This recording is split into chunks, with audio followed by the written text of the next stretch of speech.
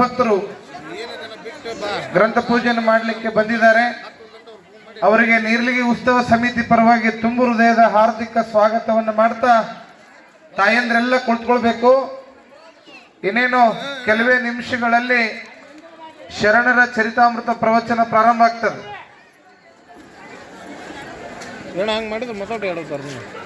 ಹುರುಳಿ ಆಳದ ಹಿರಿಯರು ಬಂದಾರೇನ್ರಿ? ಬಂದಾರ ಕರಿ ಇದನ್ನ ಅಲ್ಲಿ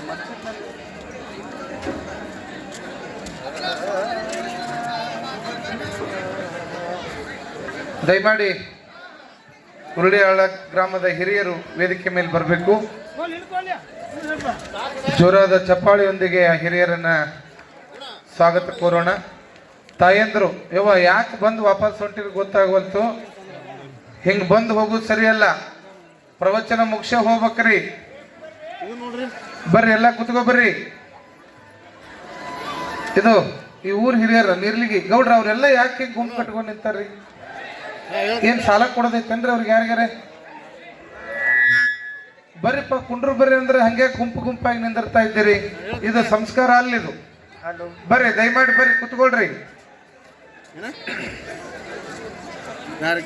ಓಂ ಶ್ರೀ ಗುರು ಬಸವಲಿಂಗಾಯ ನಮಃ.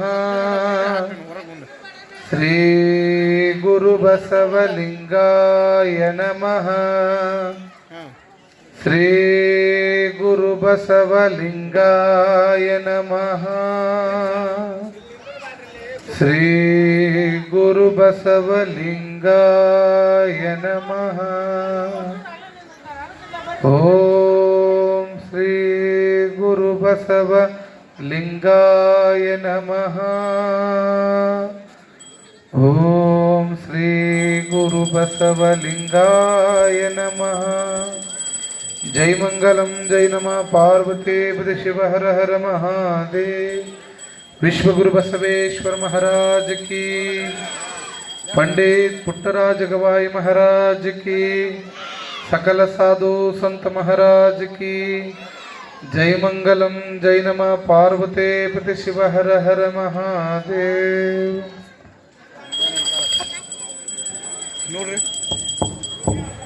हेलो हेलो हेलो जी कोट संको हेलो हेलो जी हेलो ಬೇಸ್ ಸ್ವಲ್ಪ ಕಡಿಮೆ ಮಾಡಿರಿ, ಸ್ವಲ್ಪ ಶಾರ್ಪ್ ಕೊಡು. Hello hello check hello clear ಮಾಡಿ ನೋಡ್ರಿ. Hello hello hello hello hello check hello. ಇದು ಹಾರ್ಮೋನಿಯಂ ಕೊಡು.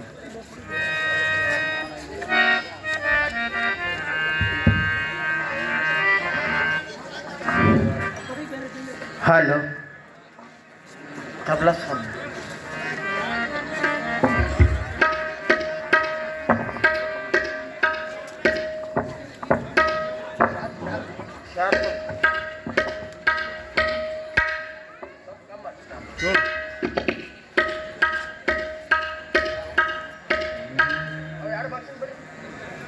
बटन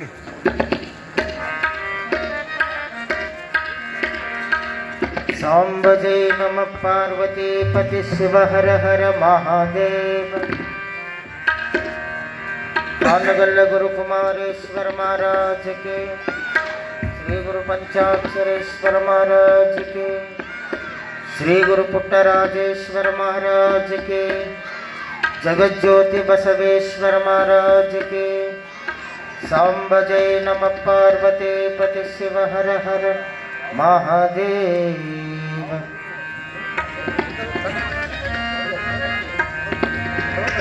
महादेव महादेव महादेव महादेव.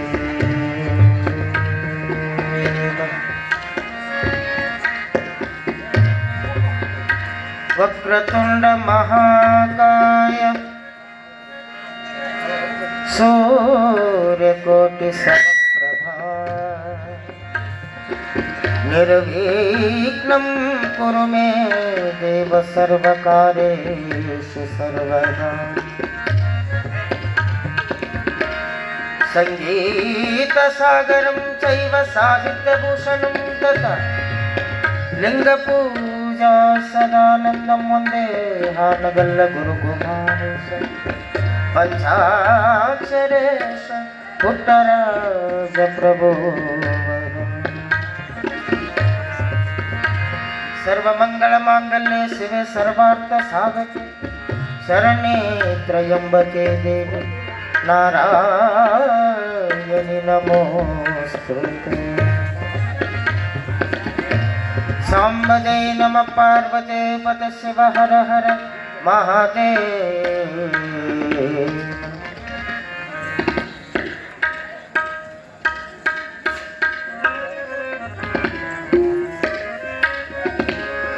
ಗಂಧರ್ವ ಗುರು ಪುಟ್ಟ ರಾಜ ಪ್ರಭುವರ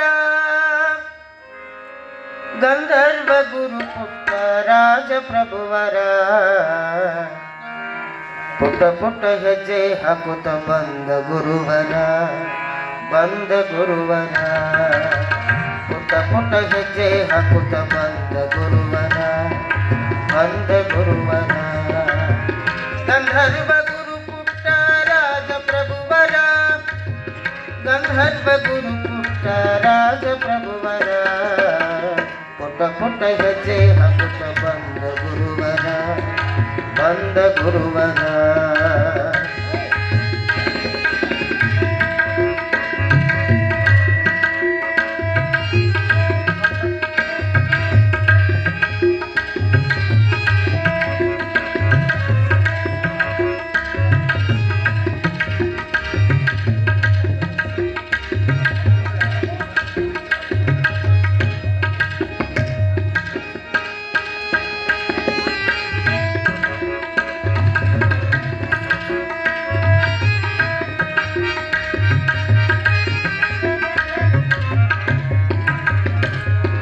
ಶ್ರೀ ಗುರು ಪಂಚಾಕ್ಷರಿಯ ಕರುಣೆಯ ಕಂದ ಶ್ರೀ ಗುರು ಪಂಚಾಕ್ಷರಿಯ ಕರುಣೆಯ ಕಂದ ಗುರು ಪರಂಪರೆಯ ಬೆಳಗಲೆಂದು ಬಂದ ಗುರು ಪರಂಪರೆಯ ಬೆಳಗಲೆಂದು ಬಂದ ರೇವಯ್ಯ ಸಿದ್ದಮ್ಮರ ಗರ್ಭದ ಈ ಕಂದ ರೇವಯ್ಯ ಸಿದ್ದಮ್ಮರ ಗರ್ಭದ ಈ ಕಂದ ದಾನ ಸುದಯ ನನಗೆ ನೀಡಲು ಬಂದ ಪುಟ್ಟ ಪುಟ್ಟ ಹೆಜ್ಜೆ ಹಾಕುತ್ತ ಬಂದ ಗುರುವರ ಗಂಧರ್ವ ಗುರು ಪುಟ್ಟ ರಾಜ ಪ್ರಭುವರ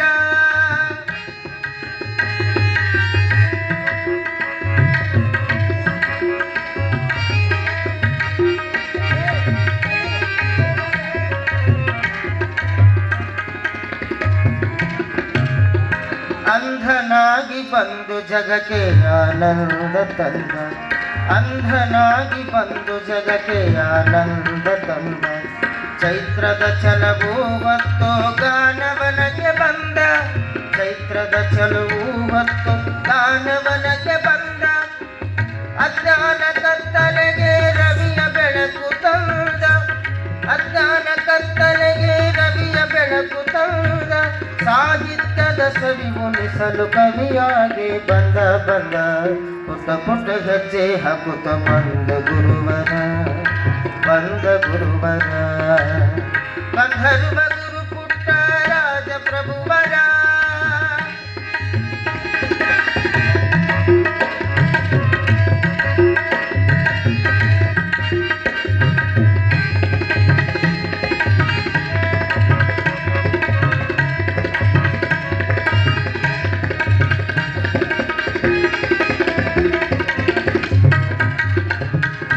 ಅಜ್ಞಾನದ ಅಂಧರಿಗೆ ಜ್ಞಾನ ಕಣ್ಣು ತಂದ ಅಜ್ಞಾನದ ಅಂಧರಿಗೆ ಜ್ಞಾನ ಕಣ್ಣು ತಂದ ಅಂಧರ ಸಾಮ್ರಾಜ್ಯ ಕಟ್ಟಲೆಂದು ಬಂದ ಅಂಧರ ಸಾಮ್ರಾಜ್ಯ ಕಟ್ಟಲೆಂದು ಬಂದ ಸಂಸಾರ ಸಾಗರ ದಾಟಿಸಲು ನೌಕೆಯ ಸಂಸಾರ ಸಾಗರ ದಾಟಿಸಲು ನೌಕೆಯ ಪುಟ್ಟರಾಜ ಕವಿ ನಮ್ಮೂರಿಗೆ ಬಂದ ಬಂದ ಪುಟ್ಟ ಪುಟ್ಟ ಹೆಜ್ಜೆ ಹಾಕುತ್ತ ಬಂದ ಗುರುವನ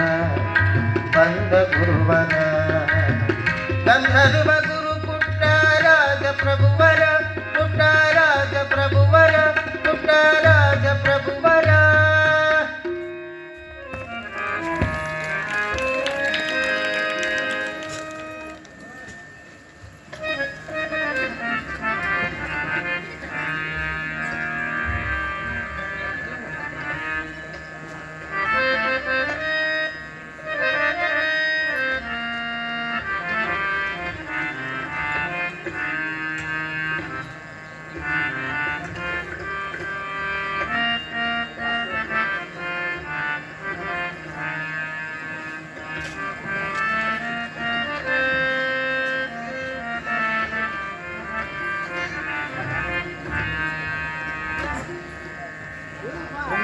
हेलो हेलो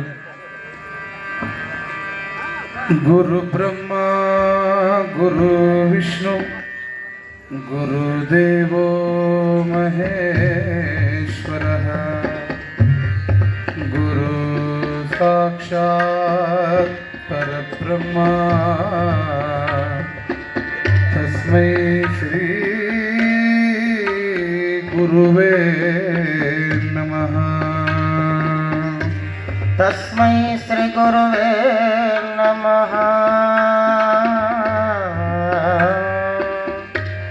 तस्मै श्री गुरुवे नमः ಬಸವಣ್ಣನೇ ತಾಯಿ ಬಸವಣ್ಣನೇ ತಂದೆ ಬಸವಣ್ಣನೇ ಪರಮ ಬಂಧು ಎನಗೆ ವಸುದೇಶ ಕಪಿಲ ಸಿದ್ಧ ಮಲ್ಲಿಕಾರ್ಜುನ ನಿಮ್ಮ ಹೆಸರಿಟ್ಟ ಗುರು ಬಸವಣ್ಣನಯ್ಯ ಬಸವಣ್ಣನಯ್ಯ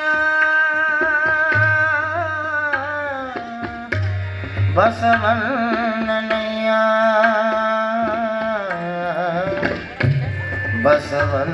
ಬಸವಣ್ಣನಯ್ಯ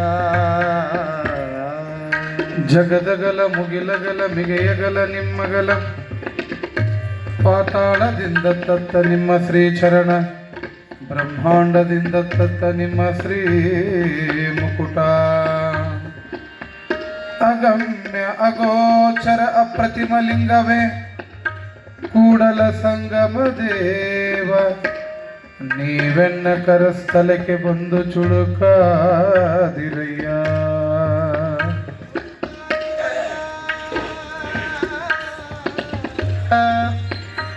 ನೀವೆನ್ನ ಕರಸ್ಥಲಕ್ಕೆ ಬಂದು ಚುಳುಕಾದಿರಯ್ಯ ಚುಳುಕಾದಿರಯ್ಯ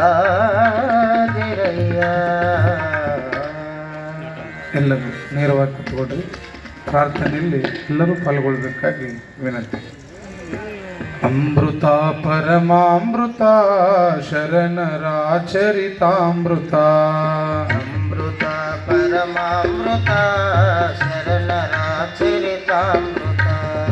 ಅಮೃತ ಪರಮಾಮೃತ ಶರಣರಾಚರಿತಾಮೃತ ಅಮೃತ ಪರಮಾಮೃತ ಶರಣರಾಚರಿತಾಮೃತ ಅಂತರಂಗದ ಅಮೃತ ಅಂತರನುಭವದಮೃತ ಅಂತರಂಗದ ಅಮೃತ ಅಂತರನುಭವದಮೃತ ಅಂತರಂಗದ ಅಮೃತ ಅಂತರನುಭವದಮೃತ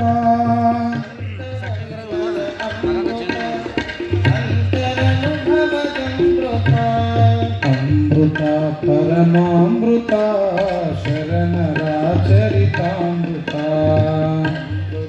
ಪರಮಾಮೃತ ಶರಣರಾಚರಿತಾಮೃತ ಅಷ್ಟಾವರಣ ಪಂಚಾಚಾರ ಆರು ಸ್ಥಳಗಳದಮೃತ ಪಂಚಾಚಾರ ಆರು ಸ್ಥಳಗಳದಮೃತ ಅಷ್ಟಾವರಣ ಪಂಚಾಚಾರ ಆರು ಸ್ಥಳಗಳದಮೃತ ಪಂಚಾಚಾರ ಆರು ಸ್ಥಳಗಳದಮೃತ ಶ್ರೇಷ್ಠ ಕಾಯಕ ದಾಸೋಹದ ಶ್ರೇಷ್ಠ ಕಾಯಕ ದಾಸೋಹದ ಪರಮಾತ್ಮದ ಅನುಭವದ ಚರಿತಾಮೃತ ಅಮೃತ ಪರಮಾಮೃತ ಶರಣರ ಚರಿತಾಮೃತ ಪರಮಾಮೃತ ಶರಣರ ಚರಿತಾಮೃತ ನೀತಿ ಪ್ರೀತಿ ಭಾವ ಭಕ್ತಿ ಕಲಿಸುವ ಚರಿತಾಮೃತ ನೀತಿ ಪ್ರೀತಿ ಭಾವ ಭಕ್ತಿ ಕಲಿಸುವ ಚರಿತಾಮೃತ ನೀತಿ ಪ್ರೀತಿ ಭಾವ ಭಕ್ತಿ ಕಲಿಸುವ ಚರಿತಾಮೃತ ನೀತಿ ಪ್ರೀತಿ ಭಾವ ಭಕ್ತಿ ಕಲಿಸುವ ಚರಿತಾಮೃತ ಮನದ ಮೈಲಿಗೆ ತೊಳೆಯುವಂತ ಮನದ ಮೈಲಿಗೆ ತೊಳೆಯುವಂತ ಮಂಗಲದ ಮಹದಮೃತ ಅಮೃತ ಪರಮಾಮೃತ ಶರಣರ ಚರಿತಾಮೃತ ಅಮೃತ ಪರಮಾಮೃತ ಶರಣರ ಚರಿತಾಮೃತ ಭಕ್ತಿಯೇ ಭಕ್ತಾಮೃತ ಜ್ಞಾನವೇ ಜ್ಞಾನಾಮೃತ ಜ್ಞಾನವೇ ಜ್ಞಾನಾಮೃತ ಭಕ್ತಿಯೇ ಭಕ್ತಾಮೃತ ಜ್ಞಾನವೇ ಜ್ಞಾನಾಮೃತ ಭಕ್ತಿಗೆ ಭಕ್ತಾಮೃತ ಜ್ಞಾನವೇ ಜ್ಞಾನಾಮೃತ ಭಕ್ತಿ ಜ್ಞಾನ ತ್ಯಾಗ ಭಾವದ ಭಕ್ತಿ ಜ್ಞಾನ ತ್ಯಾಗ ಭಾವದ ಶರಣರ ಚರಿತಾಮೃತ ಅಮೃತ ಪರಮಾಮೃತ ಶರಣರ ಚರಿತಾಮೃತ ಅಮೃತ ಪರಮಾಮೃತ ಶರಣರ ಚರಿತಾಮೃತ ಶರಣರ ಚರಿತಾಮೃತ ಶರಣರ ಚರಿತಾಮೃತ ಸಾಂಬದೈ ನಮ ಪಾರ್ವತಿ ಪದ ಶಿವ ಹರ ಮಹಾದೇವ ಜಗಜ್ಯೋತಿ ಬಸವೇಶ್ವರ ಮಹಾರಾಜ್ ಕಿ ಸಾಂಬದೈ ನಮ ಪಾರ್ವತಿ ಪದ ಶಿವ ಹರ ಮಹಾದೇವ. ಓಂ ಶ್ರೀ ಗುರು ಬಸವಲಿಂಗಾಯ ನಮಃ. ಧರೆಯ ದೇಗುಲವನ್ನು ಉದ್ಧರಿಪ ಗುರುಮೂರ್ತಿ ದೇವನಾನತೆಯನ್ನೊತ್ತು ಮುನ್ನಡೆದ ಸತ್ಕೀರ್ತಿ ಜ್ಞಾನ ದಾಸೋಹ ಅನುಭವದ ಶಿವಮೂರ್ತಿ ಶತಕೋಟಿ ಶರಣಾರ್ಥಿ ಬಸವಗುರು ಮಹಾಮೂರ್ತಿ. ಪ್ರಾತಸ್ಮರಣರಾಗಿರುವಂತಹ ಬಸವಾದಿ ಪ್ರಮುಖರನ್ನು ವಿಶ್ವದ ಎಲ್ಲ ಮಹಾದಾರ್ಶನಿಕರನ್ನು ಸ್ಮರಣೆ ಮಾಡಿ ಜಂಗಮ ಜ್ಯೋತಿ ಮಹಾತಪಸ್ವಿ ಲೋಕಪೂಜ್ಯರಾದ ಅಥಣಿಯ ಮೃಗೇಂದ್ರ ಶಿವಗಳವರನ್ನ, ಧಾರವಾಡದ ಮೃತ್ಯುಂಜಯ ಮಹಾಂತಪ್ಪಗಳನ್ನ, ಹಾನಗಲ್ಲ ಗುರುಕುಮಾರ ಶಿವೇಗಳನ್ನ, ಪಂಡಿತ್ ಪುಟ್ಟರಾಜ ಗವಾಯಿಗಳನ್ನ, ನೀರಲಿಗೆಯ ಮಹಾಮಹಿಮನಾದಂತಹ ನಿಜಲಿಂಗ ಮಹಾಸ್ವಾಮಿಗಳನ್ನು ಮನದಲ್ಲಿ ಧ್ಯಾನಿಸಿಕೊಂಡು ಪರಮ ಪವಿತ್ರ ಕಾರ್ಯಕ್ರಮವಾಗಿರುವಂತಹ ನೀರಲಿಗೆ ಉತ್ಸವದ ಶರಣ ಚರಿತಾಮೃತ ಪ್ರವಚನದಲ್ಲಿ ನಿತ್ಯವೂ ಕೂಡ ಸಂಗೀತ ಸೇವೆಯನ್ನು ನೀಡತಕ್ಕಂತಹ ನನ್ನ ಪ್ರೀತಿಯ ಸಂಗೀತ ಕಲಾ ಬಳಗವೇ, ಗ್ರಂಥ ಪೂಜೆಯ ಸೇವೆಯನ್ನ ನೆರವೇರಿಸಿರ್ತಕ್ಕಂತಹ ಪಕ್ಕದ ಗ್ರಾಮವಾಗಿರುವಂತಹ ಹುರುಳಿಯಾಳಾದ ಸದ್ಮತ್ತರೆ,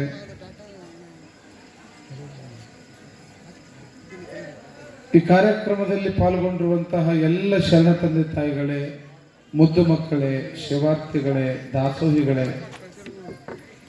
ಅವರಿವರೆನ್ನದೇ ಎಲ್ಲರ ಅಂತರಾತ್ಮಕ್ಕೆ ಭಕ್ತಿಯಿಂದ ಶರಣಾರ್ಥಿಗಳು.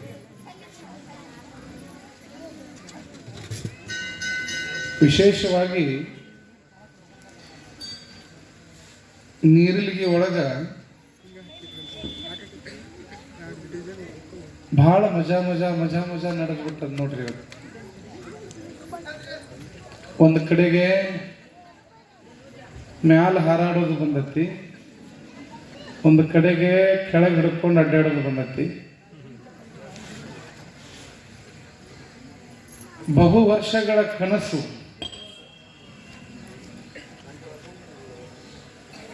ಯಾವ ನಿರೀಕ್ಷೆಗಾಗಿ ನೀರಲಿಗೆ ಕಾಯ್ತಾ ಇತ್ತು, ಯಾರ ಬರುವಿಗಾಗಿ 7-8 ವರ್ಷದಿಂದ ಮನಸ್ಸುಗಳು ಕಣ್ಣುಗಳು ಹಂಬಲಿಸ್ತಾ ಇತ್ತು. ಆ 7-8 ವರ್ಷದ ಕನಸು ಹಂಬಲ, ಯಾರನ್ನ ನೋಡಬೇಕು ಅಂತಕ್ಕಂತಹ ಭಾವನೆ ಒಳಗೆ ಎದ್ರು ಬಿದ್ರು ಹಗಲಿ ರಾತ್ರಿ ಏನ ಬಂದ್ರು ಕೂಡ ಆ ಗಳಿಗೆ ಯಾವಾಗ ಬರ್ತದ ಅಂತ ಕಾಯ್ತಿರ್ತಕ್ಕಂಥ ಮನಸ್ಸುಗಳಿಗೆ ಇವತ್ತು ಎಷ್ಟು ಆನಂದ ಆಗ್ಯದ ಅಂತಂತಂದ್ರ, ನೀರಿಲಿಗೆ ಒಳಗೆ ಇವತ್ತು ಪುಟ್ಟಯ್ಯಜ್ಜನವರು ನಿಮ್ಮನ್ನು ಹುಡುಕಿಕೊಂಡು ಬಂದ ಬಿಟ್ಟಾರ, ನಿಮ್ಮ ಊರಿಗೆ ಬಂದ ಬಿಟ್ಟಾರ. ಏನು ಆ ಮೂರ್ತಿ ಒಳಗೆ ತೇಜಸ್.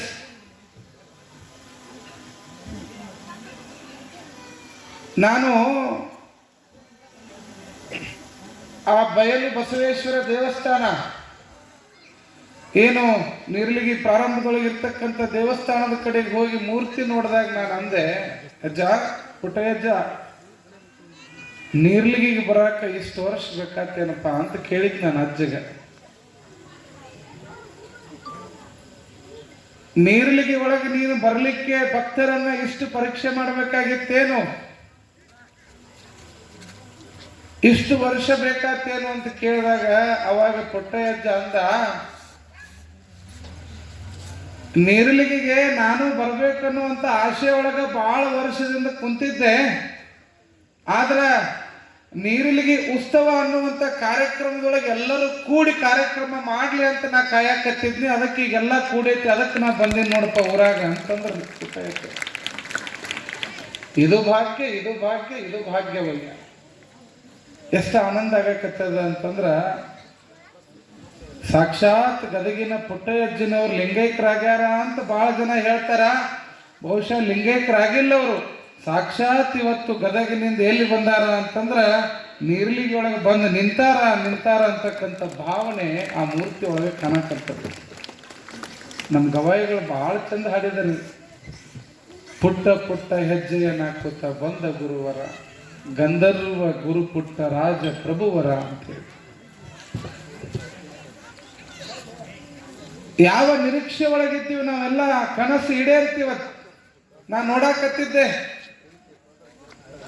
ಬಹುಶಃ ನಮ್ಮ ಕಮಿಟಿಯವರು ಹಿರಿಯರು ಅವ್ರನ್ನೇನು ಬಾರ್ಸವ್ರನ್ನ ಕುಣಿಯವ್ರನ್ನ ಏನಿದೆ ಲಘು ಲಘು ಮುಂದೆ ಕಳಿಸ್ಲಿಲ್ಲ ಅಂತಂದಿದ್ರೆ ಬಹುಶಃ ಮೂರ್ತಿ ಇಲ್ಲಿ ಬಂದು ಮುಟ್ಟಾಕ ಮುಂಜಾನೆ 4 ಗಂಟೆ ಆಗ್ತಿದ್ರು. ಬೆಳಕ ಹರಿಸ್ಬಿಡ್ತಿದ್ರು. ಅವ್ರು ಕುಣಿಯಾಕ ಕತ್ತು ಬಿಟ್ರ ಮೈ ಮರ್ತು. ಸಮಾಳ ಬಡಿಯವರು ಹಂಗ ಬಡಿಯಾಕತ್ತಾರ, ಡೊಳ್ಳು ಬಡಿಯವರು ಹಂಗ ಬಡಿಯಾಕತ್ತಾರ. ಬಹುಶಃ ರೊಕ್ಕ ಕೊಟ್ಟು ಬಡಿಯಾಕ ಬರ್ರಿ ಹಿಂಗೆ ಡೊಳ್ಳು ಬಡೀಲಿ ಅಂದ್ರೆ ಅವ್ರು ಬಡಿಯಂಗಿಲ್ಲ. ಯಾಕ? ಮನಸ್ಸು ಮನೆ ಕಡೆ ಇರ್ತೈತಿ, ಕೈಯ ಡೊಳ್ಳಿನ ಮೇಲೆ ಇರ್ತೈತಿ. ಆದ್ರೆ ಇವತ್ತು ಪುಟ್ಟಯ್ಯಜ್ಜನ ಗದ್ದಿಗೆ ಮೂರ್ತಿ ಮುಂದೆ ಬಡಿಯಾಕತ್ತಿದ್ರಲ್ಲ ಡೊಳ್ಳು ಸಮಾಳದವರು, ಅವರು ದುಡ್ಡಿಗಾಗಿ ಡೊಳ್ಳು ಬಡಿಯಾಕ ಬಂದವರಲ್ಲ, ಸಮಾಳ ಬಡಿಯಾಕ ಬಂದವರಲ್ಲ. ಪುಟ್ಟಯ್ಯಜ್ಜನ ಸಂತೋಷ ಪಡಿಸಬೇಕಂತ ಸಂತೋಷದಿಂದ ಡೊಳ್ಳು ಬಡದವರದಾರ, ಸಮಾಳ ಬಡದವರದಾರ. ಎಷ್ಟು ಅಭಿಮಾನ, ಎಷ್ಟು ಹೆಮ್ಮೆ, ಎಷ್ಟು ಸಂತೃಪ್ತಿ ಆಗ್ತದ ಅಂತಂತಂದ್ರ, ಏನು ಅನ್ಕೊಂಡಿವಲ್ಲ ಅನ್ಕೊಂಡಂಥದ್ದು ಯಾವುದು ವಿಘ್ನ ಬರ್ಲಾರ್ದಂಗೆ ನಡೆದು ಬಿಡ್ತು ಅಂತಂದ್ರ ಎಲ್ಲೆಲ್ಲದ ಸಂತೋಷ ಆಗ್ತದೆ ನೋಡ್ರಿ, ಆನಂದ ಆಗ್ತದೆ. ಸುಮಾರು 1 ವಾರದಿಂದ ಮೂರ್ತಿ ಬರಾಕತ್ತೈತಿ ಅಂತ ನನಗೂ ಹೇಳಿ ಯಾವಾಗರೇ ಬರ್ತಾನ ಅಜ್ಜ ಅನ್ನಕತ್ತಿದ್ದೆ. ಇವತ್ತು ಬಂದ ಬಿಟ್ಟು ನೋಡಪ್ಪ ಅಂತ ಅಜ್ಜ. ಎಷ್ಟು ಚಂದ ತಾಯಂದ್ರೆಲ್ಲ ಆರ್ತಿ ಬೆಳಗ್ಗೆ ಡೊಳ್ಳು ಬಡ್ಕೊಂತ, ಸಮಾಳ ಬಡ್ಕೊಂತ, ನಂದಿ ಕೋಲು ಎಲ್ಲ ಕುಡ್ಕೊಂತ, ಬಹುಶಃ 12ನೇ ತಾರೀಕು ಆಗು ಮೆರವಣಿಗೆ ಏನು ಜಲಕ್ ಅನ್ನೋದ ಇವತ್ತ ನೀರಲ್ಲಿಗೆ ಅವ್ರು ತೋರಿಸಿಬಿಟ್ರೆ ನೀವು ಮೆರವಣಿಗೆ ಎಷ್ಟು ಅದ್ದೂರಿ ಆಗ್ತೈತೆ. ಬಹುಶಃ ನನಗ ಮೆರವಣಿಗೆ ಬರೋ ಮುಂದೆ ಅನ್ಸಕತ್ತಿತ್ತು, ಏನೂ ಇಲ್ಲದ ನೀರ್ಲಿಗೆ ಇಷ್ಟು ಮಂದಿಗೆ ಇದು ಊರು ರೋಡ್ ತುಂಬಾಕತ್ತಾವು, ಇನ್ನು 12ಕ್ಕೆ ಏನು ಪರಿಸ್ಥಿತಿ ಅನ್ನಕೈತಿ. ನಾನು ಎಲ್ಲಿ ಗೊತ್ತಿಲ್ಲ ಮಟನು ಗಾಡಿ ನಿಂದಿರ್ತಾವ ಏನಂತ ಅನ್ಸಕತ್ತೈತಿ ನನಗೆ. ಎಷ್ಟು ಮಂದಿ ಬರ್ಬಹುದಪ್ಪ ಅಜ್ಜನ ಮೂರ್ತಿ ನೋಡಕ್ಕ, ಇದೇನು ನೀರಿಲಿಗೆ ಸಾಲಂಗಿಲ್ಲ ಅಂತ ಅನಿಸ್ತು ನಮಗೆ. ಇರ್ಲಿ, ಬಹಳ ಆನಂದ ಸಂತೋಷ. ಅಜ್ಜನ ಆನಂದ, ಅಜ್ಜನ ಬರುವು ನಮಗೆಲ್ಲ ಬಹಳ ಆನಂದ ತಂದ. ಯಾಕೆ ಪುಟ್ಟಯ್ಯಜ್ಜವರು ಆದರ್ಶರಾಗ್ತಾರ? ಯಾಕೆ ಪುಟ್ಟಯ್ಯಜ್ಜರನ್ನ ಕಂಡ್ರೆ ಎಲ್ಲರಿಗೂ ಪ್ರೀತಿ? ಒಂದು ಸಣ್ಣ ಮಗು ಹಿಡ್ಕೊಂಡು ದೊಡ್ಡವ್ರ ತನಕನು ಯಾಕೆ ಪ್ರೀತಿ ಅಂತಂತಂದ್ರ, ಯಾರೇ ಬಂದ್ರು ಕೂಡ ಅವ ದೊಡ್ಡವ, ಅವ ಸಣ್ಣವ, ಅವ ಶ್ರೀಮಂತ, ಅವ ಬಡವ ಅನ್ಲಾರ್ದಂಗ ಎಲ್ಲರನ್ನು ಅಪ್ಕೊಂಡು ಅವರಿಗೆ ಅನ್ನ, ದಾಸೋಹ, ನೀರು, ಬಟ್ಟೆ, ಸ್ಥಾನ ಮಾನಗಳನ್ನ ಕೊಟ್ಟಿರ್ತಕ್ಕಂಥ ಏಕೈಕ ಪುರುಷರು ಅಂತಂದ್ರ ಅದು ಗದಗಿನ ಪುಟ್ಟಯ್ಯಜ್ಜನವರು ಅಂತಕ್ಕಂಥದ್ದನ್ನು ನಾವು ಸ್ಮರಣೆ ಮಾಡ್ಬೇಕಾಗ್ತದೆ. ಕಣ್ಣಿದ್ದ ಈ ಜಗತ್ತು ನೋಡೋಕೆ ಆಗ್ತಾ ಇಲ್ಲ ನಮಗ, ಆದ್ರೆ ಕಣ್ಣಿಲ್ಲದೇನೆ ಜಗತ್ತನ್ನು ನೋಡಿದವರು ಪುಟ್ಟಯ್ಯಜ್ಜನವರು. ಎಂಥ ಸೌಭಾಗ್ಯ ರೀ! ಅಜ್ಜವರು ನಿತ್ಯ ಪೂಜೆ ಮುಗಿಲಾರ್ದ ಒಂದು ಹನಿ ನೀರು ಹಾಕ್ತಿರ್ಲಿಲ್ಲ ಬಾಯಾಗ, ಅಂತ ಪೂಜಾ ನಿಷ್ಠೆ. ನಿತ್ಯ ಲಿಂಗಯ್ಯನಿಗೆ ರುದ್ರಾಭಿಷೇಕ ಆಗಲೇಬೇಕು, ಮಹಾಮಂಗಳಾರತಿ ಆಗಬೇಕು, ಆಮೇಲೆನ ಪ್ರಸಾದ ನೀರು ಎಲ್ಲ. ಅದೆಷ್ಟೇ ತ್ರಾಸಾಗಿ. ಬಹುಶಃ ಭಾರತ ದೇಶದೊಳಗ ಭಕ್ತರ ಕಡೆಯಿಂದ ಅತಿ ಹೆಚ್ಚು ತುಲಾಭಾರಗಳನ್ನ ಮಾಡಿಸ್ಕೊಂಡಿರ್ತಕ್ಕಂತಹ ಕೀರ್ತಿ ಯಾರಿಗಾರ ಸಲ್ತೈತಿ ಅಂತಂತಂದ್ರ ಅದು ಗದಗಿನ ಪುಟ್ಟಯ್ಯಜ್ಜನವರಿಗೆ ಸಲ್ತದ. ಅಷ್ಟು ತುಲಾಭಾರಗಳಾಗ್ಯಾವ, ಅಷ್ಟು ತುಲಾಭಾರಗಳು. ಬಹುಶಃ 10,000 ಅಂಕಿ ದಾಟಿರ್ಬೋದು ಪುಟ್ಟಯ್ಯಜ್ಜರ ತುಲಾಭಾರಗಳು. ಅಷ್ಟು ಭಕ್ತರು ಪುಟ್ಟಯ್ಯಜ್ಜನ ತುಲಾಭಾರವನ್ನು ಮಾಡಿದ್ದಾರೆ. ಬಹುಶಃ ಅಷ್ಟು ತುಲಾಭಾರ ಮಾಡಿಸ್ಕೊಂಡಂತವ್ರು ಯಾರೂ ಇಲ್ಲ ಭಕ್ತರ ಕಡೆಯಿಂದ. ಅದಕ್ಕೆ ಹೇಳ್ತಾರೆ ಭಕ್ತಾನುರಾಗಿಗಳು. ಭಕ್ತರ ಪ್ರೀತಿ, ಭಕ್ತರ ಶಕ್ತಿ, ಭಕ್ತರ ಒಲುಮೆಯನ್ನ ಪಡ್ಕೊಳ್ಳೋದೈತಲ್ಲ, ಅದು ಸಾಮಾನ್ಯ ಅಲ್ಲ. ಯಾವ್ದಾರ ಎಲೆಕ್ಷನ್ ಇತ್ತು ಅಂತಂತಂದ್ರ ಈ ಎಲೆಕ್ಷನ್ ನಿಂತವ್ರ ಮಂದಿನ ಕೂಡಿಸ್ಬೇಕಂದ್ರೆ ಅವ್ರನ್ನ ಕೇಳ್ಬೇಕ್ರಿ ನೀವು, ಎಷ್ಟು ಖರ್ಚಾಗ್ತೈತಿ ಅಂತೇಳಿ. ಒಂದೊಂದು ತಲೆಗೆ 2,000 ಕೊಟ್ಟು ಅವ್ನು ಮತ್ತೆ ಎಣ್ಣೆ ಬಾಟ್ಲಿ ಕೊಟ್ಟು ಮತ್ತೆ ಗಾಡಿ ಚಾರ್ಜ್ ಕೊಟ್ಟರು ಬರಂಗಿಲ್ಲ ಅವ. ಅಂಥದ್ರೊಳಗ ಅಜ್ಜನ ಶಕ್ತಿ ಅಂತಕ್ಕಂಥ ಭಕ್ತಿ ಎಲ್ಲೆಲ್ಲಿರೋ ಭಕ್ತರನ್ನ ಕರೆಸ್ತೈತಿ ಅಂತಂತಂದ್ರ ನೋಡ್ರಿ. ಪುಟ್ಟಯ್ಯಜ್ಜನ ಮೂರ್ತಿ 2,500-3,000 ಕಿಲೋಮೀಟರ್ ದೂರದಲ್ಲಿರ್ತಕ್ಕಂಥ ರಾಜಸ್ಥಾನದ ಜೈಪುರದಲ್ಲಿ ಒಬ್ಬ ಶಿಲ್ಪಿಯ ಕೈ ಒಳಗ ನಾವು ಮೂಡಿ ಬರ್ಬೇಕನ್ನುವಂತ ಇತಿಹಾಸ ಇವತ್ತು ನೀರ್ಲಿಗೊಳಗೆ ಉಳಿತಲ್ಲ, ಜೈಪುರದಿಂದ ಬಂದದ ಮೂರ್ತಿ.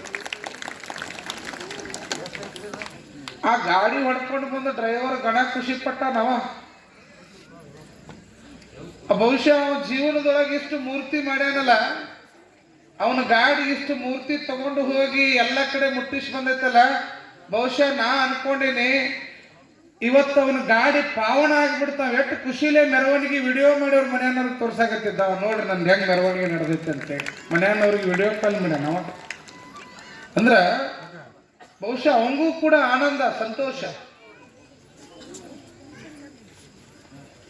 ನಾನು ಪುಟ್ಟಯ್ಯಜ್ಜನ ಮೂರ್ತಿ ಮಾಡಿದ್ದಕ್ಕೂ ತಂದಿದ್ದಕ್ಕೂ ಸಾರ್ಥಕ ಆತು ಅನ್ನುವಂಥ ಮನೋಭಾವನೆ ಕೂಡ ಅವನಲ್ಲಿ ಬಂದದ, ಅವನಲ್ಲಿ ಬಂದದ.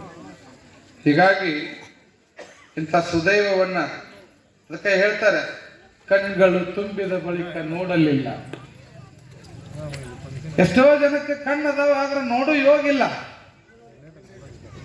ಎಷ್ಟೋ ಜನಕ್ಕೆ ಕೈ ಅದಾವ ಆದ್ರೆ ಮುಟ್ಟಿ ಆ ದೇವರ ಸ್ಪರ್ಶ ಮಾಡತಕ್ಕಂಥ ಅವಕಾಶ ಇಲ್ಲ. ಎಷ್ಟೋ ಜನಕ್ಕೆ ಕಿವಿ ಅದಾವು, ಇಂಥ ಮಹಾತ್ಮರ ಚಿಂತನೆಗಳನ್ನು ಕೇಳುವಂತ ಅವಕಾಶ ಇಲ್ಲ. ಆದ್ರೆ ನೀವೆಲ್ಲ ಬಹಳ ಪುಣ್ಯ ಮಾಡಿರೇವ. ಇದಕ್ಕೆಲ್ಲ ಪೂರ್ವ ಜನ್ಮದ ಪುಣ್ಯ ಬೇಕಂತದೆಲ್ಲ ನೋಡಾಕ ಮಾಡಾಕ. ಬಹುಶಃ ನೀರಲಿಗೆಯವರು ಪೂರ್ವ ಜನ್ಮದೊಳಗೆ ಪುಣ್ಯ ಮಾಡಿರಂತಾನ ಇವತ್ತು ನೀರಲಿಗೊಳಗೆ ನೀವು ಹುಟ್ಟಿರಿ. ಇಂಥ ಪುಟ್ಟಯ್ಯಜ್ಜನ ಸೇವಾ ಮಾಡೋ ಅವಕಾಶ ನಿಮಗೆ ಸಿಗ್ತದೆ. ಮಾಡ್ತೀನಿ ಅಂದವ್ರಿಗೆ ಆಗಂಗಿಲ್ರಿ. ಎಂತ ದೊಡ್ಡ ಕುಸ್ತಿ ಹಿಡ್ದಿರಿ ನೀರಲಿಗೆ ಅವ್ರು ಅಂದ್ರೆ ಬರೋಬ್ಬರಿ ಜಂಗಿ ಕುಸ್ತಿನ ಹಿಡ್ದಿರಿ ನೀವು. ಆಜು ಬಾಜು ಹಳ್ಳಿಯವರೆಲ್ಲ ಗಾಬರಿ ಆಗ್ಯಾರ. 1 ದಿನ 2 ದಿನ ಊರಿಗೆ ದೊಡ್ಡ ಜಾತ್ರೆನ 3 ವರ್ಷಕ್ಕೆ 5 ವರ್ಷಕ್ಕೆ ದ್ಯಾಮೋಹನ್ ಜಾತ್ರೆಗೆ 3 ದಿನ 5 ದಿನ ಊಟ ಹಾಕಕ್ ಕುರಿ ಕೋಣ ಬಿದ್ದು ಹೋಗಿರ್ತಾವ ಅವ್ರಿಗೆ.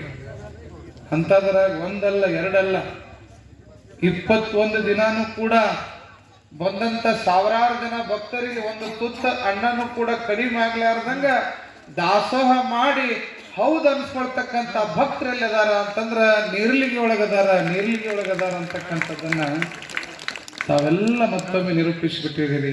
ಬಹಳ ಸಂತೋಷದ ವಿಚಾರ ಅಂತಕ್ಕಂಥ ಮಾತನ್ನು ಹೇಳ್ತಾ ಪ್ರವಚನದ ಕಡೆಗೆ ಬರೋಣ. ಅಪ್ಪ ಈ ಕಡೆ ಬಂದ್ಬಿಡ್ತೀರಿ. ಬಂದ್ಬಿಡಿ ಬರ್ರಿ, ಆಮೇಲೆ ನೋಡಕ್ರಿ ಬರ್ರಿ. ನೀವು ನಿಂತಿದ್ ನೋಡಿ ಎಲ್ಲರೂ ಆ ಕಡೆ ನೋಡ್ತಾರ. ಒಂದು ತಾಸು ಈಗ ಅಜ್ಜರು ಬಂದು ಇಲ್ಲಿ ನಿಂತಾರೆ. ಇವತ್ತು ಅವರು ಪ್ರವಚನ ಕೇಳ್ತಾರೆ. ಪ್ರವಚನ ಮಂಗ್ಲಾಗನ ಅವ್ರನ್ನ ಕರ್ಕೊಂಡೋಗಿ ಎಲ್ಲಿ ಬಿಡುದ್ರಿ, ಸರ್ಕಲ್ಗೆ ಒಂದು ಗದ್ದಿಗೆ ಆಗೈತಲ್ಲ, ಆ ಗದ್ದಿಗೆ ಮೇಲೆ ಹೋಗಿ ಸ್ಥಾಪನೆ ಮಾಡ್ತಕ್ಕಂಥದ್ದು. ಇವತ್ತು ಅಜ್ಜವರು ಇಲ್ಲೇ ಇರ್ತಾರೆ. ಶರಣರ ಕಲ್ಯಾಣ, ಅದು ಬಸವ ಕಲ್ಯಾಣ. 12ನೇ ಶತಮಾನದಲ್ಲಿ ಶರಣರ ಕಲ್ಯಾಣದೊಳಗ ಶರಣರ ಚಿಂತನೆಗಳನ್ನ, ಅನುಭವಗಳನ್ನ ನಾವೆಲ್ಲ ಕೇಳ್ಕೊತ ಹೊಂಟೀವಿ. ಕಲ್ಯಾಣದೊಳಗೆ ಸಿದ್ದರಾಮನೊಬ್ಬನೇ ಶಿವಯೋಗಿ. ಬಹುಶಃ ಬಹಳ ಮಂದಿ ಶಿವಯೋಗಿ ಅಂತ ಹೇಳಿ ಅವ್ರ ಹೆಸರು ಮುಂದೆ ಬರ್ಕೋತಾರ. ಆದ್ರೆ ಅಲ್ಲಮರು ಹೇಳ್ತಾರೆ 770 ಅಮರಗಣಗಳೊಳಗ ಅನುಭವ ಮಂಟಪದೊಳಗ ಅಲ್ಲಮ ಪ್ರಭುದೇವರ ಶೂನ್ಯಪೀಠದ ಅಧಿಪತಿಗಳಾದಂತ ಅಲ್ಲಮರು ಹೇಳ್ತಾರೆ, ಕಲ್ಯಾಣದೊಳಗೆ ಸಿದ್ದರಾಮನೊಬ್ಬನೇ ಶಿವಯೋಗಿ ಈ ಭೂಮಿಯೊಳಗೆ ಅಂತಕ್ಕಂಥ ಮಾತಾಡ.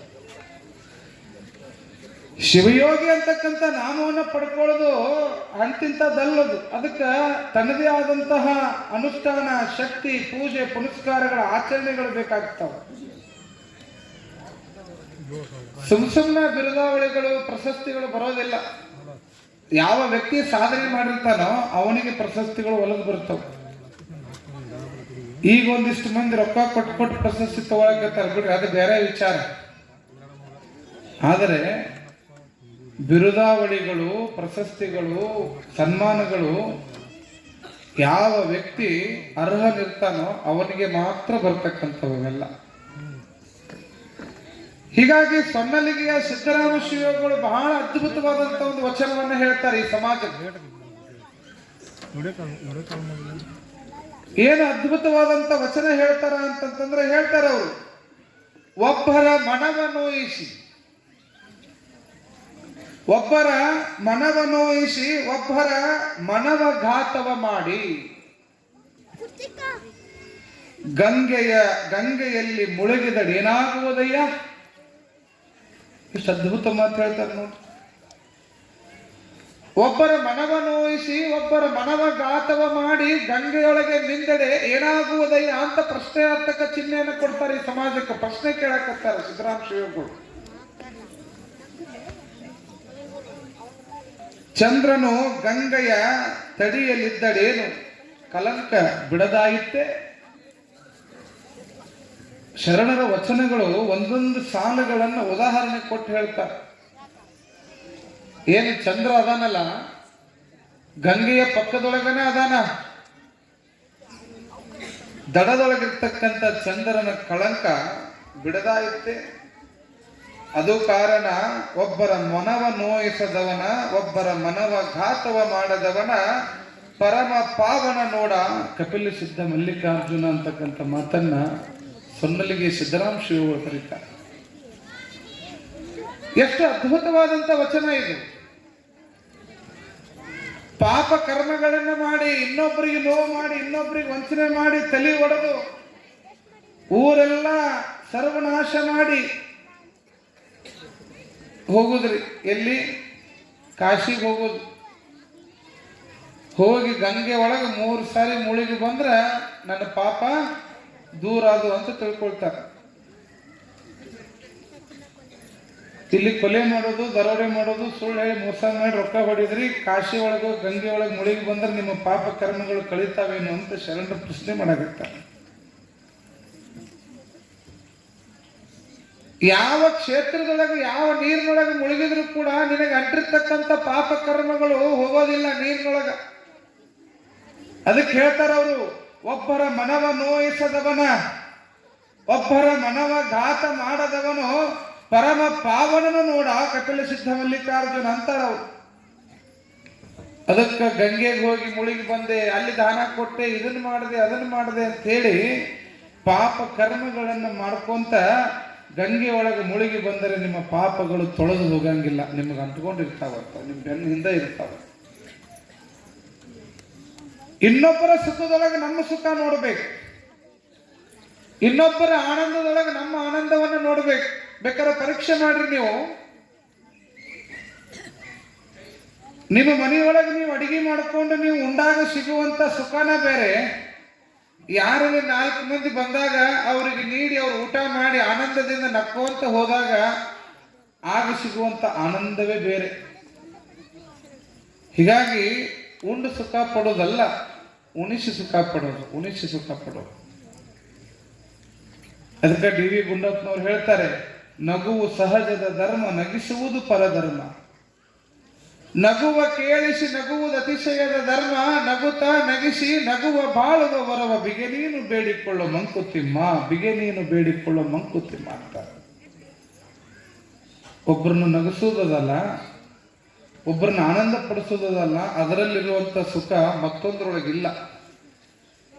ಹೀಗಾಗಿ ಗಂಗೆ, ತುಂಗೆ, ಯಮುನೆ, ಸರಸ್ವತಿ, ಗೋದಾವರಿ ಆ ನದಿಗೆ ಹೋಗಿ ನಾನು ಪಾಪ ಕಳ್ಕೊಂಡು ಬರ್ತೀನಿ, ಆ ದೇವರಿಗೆ ಹೋಗಿ ಮುಡಿ ಕೊಟ್ಟು ಬಂದ್ರೆ ನನ್ನ ಪಾಪ ಹೋಗ್ತಾವ, ನಾ ಮಾಡಿದ ಕರ್ಮ ಹೋಗ್ತಾವ ಅಂತ ಹೊಂಟಿರಲ್ಲ. ಹೇಳ್ತಾನೆ ಚನ್ನಬಸವಣ್ಣನ ಗುರು ಆಗಿರ್ತಕ್ಕಂಥ ಸಿದ್ದರಾಮ ಶಿವಯೋಗಿಗಳು ಹೇಳ್ತಾ ಇದ್ದಾರೆ, ಒಬ್ಬರ ಮನವ ನೋಯಿಸದವನ, ಒಬ್ಬರ ಮನವ ಘಾತ ಮಾಡದವನ ಪರಮ ಪಾವನನು ನೋಡ ಅಂತಕ್ಕಂಥದ್ದು. ಯಾರು ಪಾವನರು ಈ ಜಗತ್ತಿನಾಗ ಅಂತಂತಂದ್ರೆ ಇನ್ನೊಬ್ಬರಿಗೆ ನೋವು ಮಾಡ್ಲಾರ್ದವ್ರು, ಇನ್ನೊಬ್ಬರಿಗೆ ವಂಚನೆ ಮಾಡ್ಲಾರ್ದವ್ರು ನಿಜವಾದ ಪಾವನ ವ್ಯಕ್ತಿಗಳಾಗ್ತಾರೆ. ಇನ್ನೊಬ್ಬರಿಗೆ ನೋವು ಮಾಡಿದ್ರೆ ನಮಗೇನು ಸಿಗುತ್ತದೆ ಹೇಳ್ರಿ? ಒಬ್ಬರು ಕಣ್ಣೀರು ಹಾಕೋ ಮುಂದ ಒಳಗಿಂದೊಳಗೆ ಆನಂದ ಪಡುವಂತಹ ಕೂಹಕ ನಗುವುದು, ಕೂಹಕ ಆನಂದ, ಅದಕ್ಕಿಂತ ಕೆಟ್ಟ ವ್ಯವಸ್ಥೆ ಮತ್ತೊಂದಿಲ್ಲ. ಒಬ್ರು ಯಾರೇ ದುಃಖದಾಗಿದ್ದಾಗ ಒಳಗೆ ಆನಂದ ಪಡ್ತಿರ್ತಾರೆ ನೋಡ್ರಿ, ಮಗಗೆ ಹಿಂಗ ಆಗ್ಬೇಕಾಗಿತ್ತು ತಡಿ, ಅವ್ನು ಆಗೈತೆ ಅಂತೇಳಿ ಸುಖ ಪಡ್ತಾರಲ್ರಿ. ಆ ಸಂತೋಷ ಯಾವತ್ತಿಗೂ ಒಳ್ಳೆಯದಲ್ಲಂತ ಮನುಷ್ಯನ ಆರೋಗ್ಯ. ಇಲ್ಲೇ ಬೆಳಗಾವಿ ಜಿಲ್ಲೆ ಗೋಕಾಕ್ ತಾಲೂಕ್ ಅಂಕಲಿಗಿ ಅಂತಕ್ಕಂಥ ಒಂದು ಊರು. ಆ ಅಂಕಲಿಗಿ ಅಂತಕ್ಕಂಥ ಊರು, ಇಲ್ಲಿ ಅಂಕಲಿ ಭಕ್ತರು ಬಂದಾರೆ ಇವತ್ತು. ಈ ಅಂಕಲಿ ಬೇರೆ, ಗೋಕಾಕ್ ತಾಲೂಕಿನಾಗ ಒಂದು ಅಂಕಲಿಗೆ ಅಂತದ. ಅಲ್ಲಿ ಒಂದಲ್ಲ ಎರಡಲ್ಲ 770 ವರ್ಷ ಬದುಕಿ ಬಾಳಿ ಹೋಗಿರ್ತಕ್ಕಂತಹ ಮಹಿಮಾ ಪುರುಷರು ಅಂಕಲಿಗೆ ಅಡವಿ ಸಿದ್ಧರು ಅಂತ ಆಗಿ ಹೋಗ್ತಾರೆ. ಎಷ್ಟು ವರ್ಷ ಬದುಕಿದ್ರೆ ಅವರು? 770 ವರ್ಷಗಳು.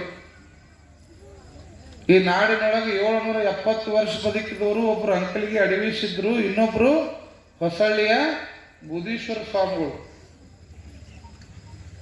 ನಾವೆಲ್ಲ 70 ವರ್ಷ ದಾಡ್ತೀವಿಲ್ಲ, ನಮಗ ಗೊತ್ತಿಲ್ಲ. ಅದರ ಮಹಾತ್ಮರು ಎಷ್ಟು ವರ್ಷ ಬದುಕಿದ್ರಂತ? 770 ವರ್ಷಗಳು. ಎಂತ ತಪಸ್ವಿಗಳು ಅಂಕಲಿಗೆ ಅಡವಿ ಸಿದ್ರು ಅಂತಂತಂದ್ರೆ, ಯಾರೇ ಭಕ್ತರು ಬರಲಿ ಅವರಿಗೆ ಆಶೀರ್ವಾದ ಮಾಡಿದ್ರೆ ಅವೆಲ್ಲವೂ ಕೂಡ ಸಿದ್ಧಿ ಆಗ್ತಿತ್ತು. ಯಾವುದೇ ದೋಷಗಳಿರ್ಲಿ, ಯಾವುದೇ ಪಾಪ ಕರ್ಮಗಳಿರ್ಲಿ, ಅಂಕಲಿಗೆ ಅಡವಿ ಸಿದ್ರ ಪಾದದೊಳಗ ಶರಣಾಗತಿ ಆಗಿಬಿಟ್ರೆ ಸಾಕು, ಎಲ್ಲ ಪಾಪ ಕರ್ಮಗಳು ದೂರ ಆಗ್ತಿದ್ವು ಅಂತ ಮಹಿಮಾ ಪುರುಷರು ಅಂಕಲಿಗೆ ಅಡವಿ ಸಿದ್ರು. ಪವಾಡ ಸದೃಶ್ಯವನ್ನ ಮಾಡತಕ್ಕಂಥ ಯೋಗಿಗಳು. ಅಂತಹ ಅಂಕಲಿಗೆ ಅಡವಿ ಸಿದ್ರ ಎಂತ ಪವಾಡ ಪುರುಷರಾಗಿದ್ರು ಅಂತಂತಂದ್ರೆ, ಯಾರೇ ಆ ಭಕ್ತರು ಅವ್ರ ಕಡೆಗೆ ಹೋಗ್ಲಿ, ಆ ಭಕ್ತರ ಎಲ್ಲ ಕಷ್ಟಗಳನ್ನು ದೂರ ಮಾಡಿ ಅವರಿಗೆ ಆಶೀರ್ವಾದ ಮಾಡಿದ್ರು ಅಂತಂದ್ರೆ ಎಲ್ಲವೂ ಕೂಡ ಸಿದ್ಧಿ ಆಗ್ತಕ್ಕಂಥ ಶಕ್ತಿ ಅಂಕಲಿಗೆ ಅಡವಿ ಸಿದ್ರೊಳಗಿತ್ತು.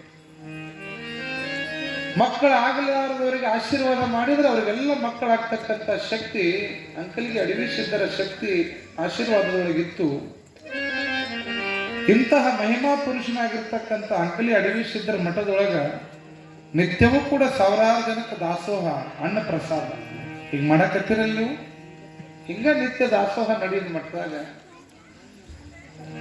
ಅಂಕಲಿಗೆಯ ಪಕ್ಕದೊಳಗೆ ಒಂದು 50 ಕಿಲೋಮೀಟರ್ ದೂರದಾಗ ಒಂದು ಸಣ್ಣ ಹಳ್ಳಿ, ಆ ಸಣ್ಣ ಹಳ್ಳಿ ಒಳಗೆ ಒಂದು ದೊಡ್ಡ ಸಾಹುಕಾರತಿ, ಬಹಳ ದೊಡ್ಡ ಸಾಹುಕಾರತಿ ಹೆಣ್ಮಗಳು, ದೊಡ್ಡ ಬಂಗಲೆ ಅದ, ಆಸ್ತಿ ಅದ, ಅಂತಸ್ತದ, ಆದ್ರ ವಂಶವನ್ನು ಬೆಳಗ್ತಕ್ಕಂಥ ಮಕ್ಕಳು ಇರಲಿಲ್ಲ ಹೆಣ್ಮಗಳಿಗೆ.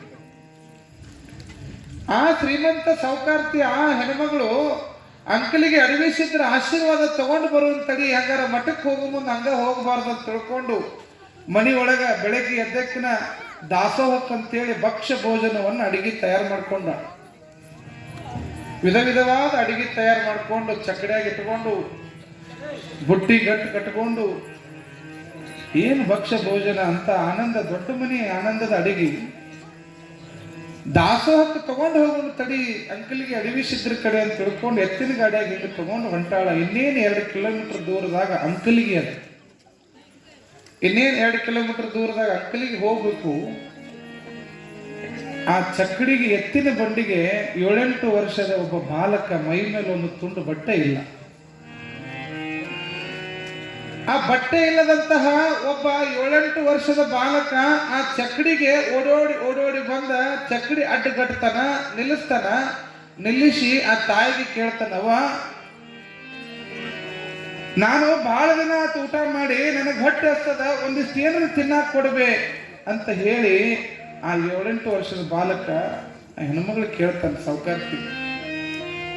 ಅವಾಗ ಹೆಣ್ಮಗಳು ಅಂತಾಳ, ಮೊದ್ಲ ರೇಷ್ಮೆ ಸೀರೆ ಉಟ್ಟಾಳ, ಮೈ ತುಂಬ ಬಂಗಾರ ಹಾಕೊಂಡು ತನ್ನ ಸೌಕಾರ್ತಿ ಗತ್ತನೊಳಗೆ ಹೊಂಟಾಳ. ಸರಿ ಸರಿ, ನಾನು ಅಂಕಲಿಗೆ ಅಡವಿಸಿದ್ರ ದಾಸೋಹಕ್ಕಂತೇಳಿ ಮಡಿಯಿಂದ ದಾಸೋಹಕ್ಕೆ ಪ್ರಸಾದ ಮಾಡ್ಕೊಂಡು ಹೊಂಟೀನಿ, ನಿನ್ನಂತ ಭಿಕ್ಷುಕರಿಗೆ ದಾನ ಮಾಡಕ್ ನಾ ತಗೊಂಡು ಹೊಂಟಿಲ್ಲ, ಸರಿ ಸರಿ ಅಂತೇಳಿ ಆ ಹುಡುಗ ನನ್ನ ಸರಿಲಿಕ್ಕೆ ಹೇಳ್ತಾಳ.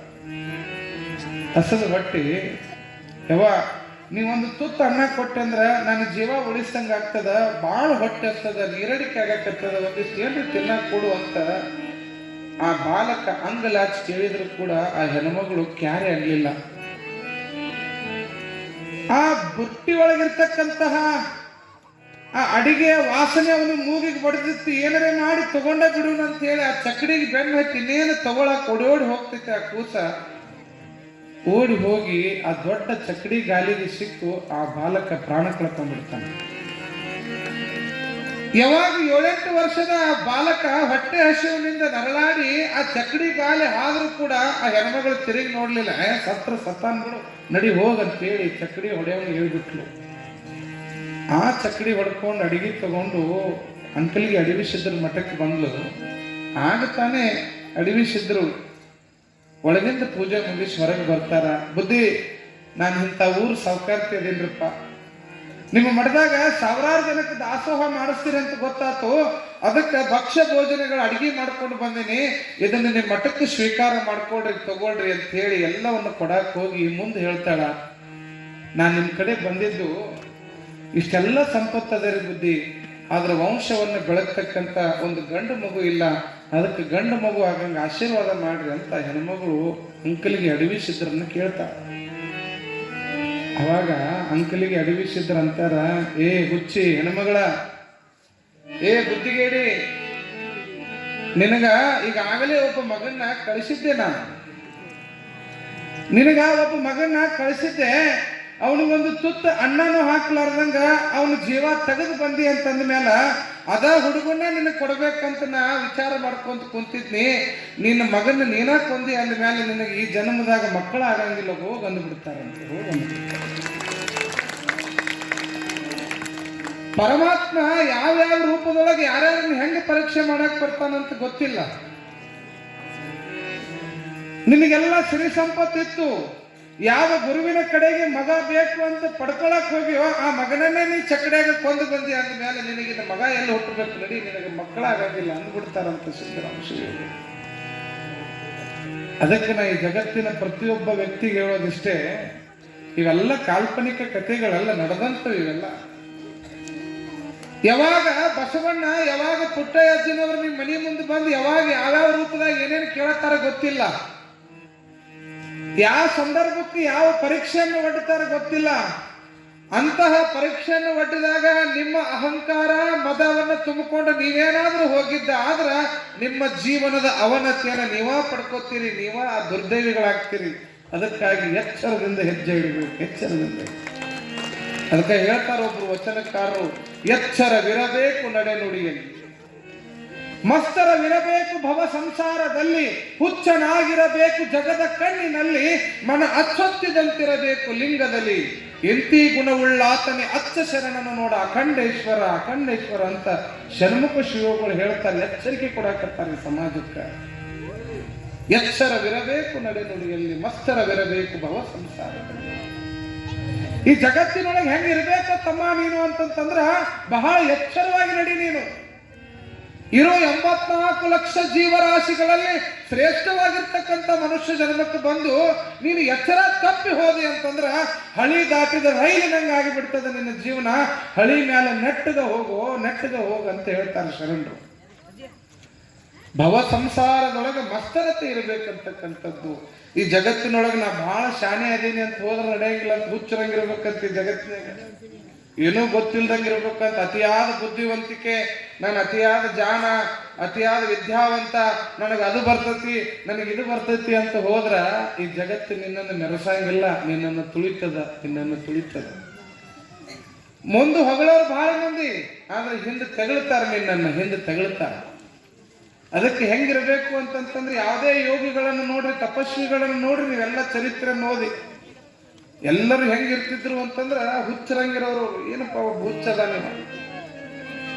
ಇವೊಬ್ಬ ಸಂತ ಎಷ್ಟು ಹುಚ್ಚದಾನ, ಹೆಂಗ್ ಎಚ್ಚೆತ್ರ ಅದಾನ, ಯಾವ್ದೋ ಅರಿವಿ ಹಾಕೊಂಡಾನ, ಹೆಂಗೆಂಗು ಅದಾನಲ್ಲ.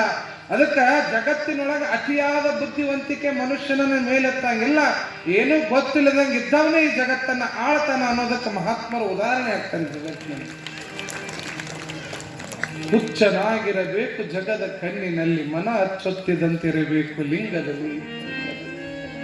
ನೀನು ಹೊರಗೆ ಹುಚ್ಚನಂಗಿರು, ಆದ್ರ ನಿನ್ನ ಕರಸ್ಥಲದಲ್ಲಿರ್ತಕ್ಕಂಥ ಲಿಂಗಯ್ಯನ ಜೊತೆಗೆ ಮನ ಅಚ್ಚೊತ್ತಿದಂತಿರ್ಬೇಕಂತ. ಮನಸ್ಸು ಅವನೊಳಗ ಮೂಡಿದಂಗಿರ್ಬೇಕಂತ. ಅವಾಗ ಅಚ್ಚ ಶರಣನ ಆಗ್ತಾನಂತ. ಅಂತ ಶರಣರ ಚರಿತಾಮೃತವನ್ನ ನೀವು ಕೇಳಕತ್ತೀರಂದ್ರ ನೀವೇ ನಿಜವಾದ ಶರಣರಾಗಕ್ಕೆ ಹೊಂಟೀರಿ ಅಂತಕ್ಕಂಥ ಮಾತುಗಳನ್ನ ನಾವಿಲ್ಲಿ ನೆನಪಿಸ್ಕೊಳ್ಬೇಕಾಗ್ತದೆ. ಶರಣರ ಬರವೆಮೆಗೆ ಪ್ರಾಣ ಜೀವಾಳವಯ್ಯ ಅಂತಕ್ಕಂಥ ಭಾವನೆ ಒಳಗೆ ಬಸವಣ್ಣನ ಬದುಕು ನಡೆದದ. ಇಷ್ಟೆಲ್ಲ ಮಹಾತ್ಮರು, ಯೋಗಿಗಳು, ತಪಸ್ವಿಗಳ ಬದುಕು ನಮಗೆಲ್ಲ ಆದರ್ಶದ ಕನ್ನಡಿ ಆಗಕತ್ತದ. ಪ್ರತಿಯೊಂದು ಜೀವನದ ಹೆಜ್ಜೆಗಳು ನಮಗೆ ಎಚ್ಚರಿಕೆಯನ್ನು ತೋರಿಸ್ತಾ ಇದ್ದಾವೆ ಅಂತಕ್ಕಂಥ ವಿಚಾರಧಾರೆ ಒಳಗೆ ನಾವೆಲ್ಲ ಬದುಕನ್ನು ನಡೆಸಬೇಕಾಗ್ತದೆ ಅಂತಕ್ಕಂಥದ್ದು. ಪುಟ್ಟಯ್ಯಜ್ಜರು ಮನಸ್ಸು ಮಾಡಿದ್ರ ಬಂಗಾರದ ಗಾಡಿ ತಗೊಂಡು ಅಡ್ಡಾಡಬಹುದಾಗಿತ್ತು. ಪುಟ್ಟಯ್ಯಜ್ಜರು ಮನಸ್ಸು ಮಾಡಿದ್ರ ಒಂದು ವಿಮಾನ ಮಠದಾಗ ನಿಲ್ಲಿಸಬಹುದಾಗಿತ್ತು.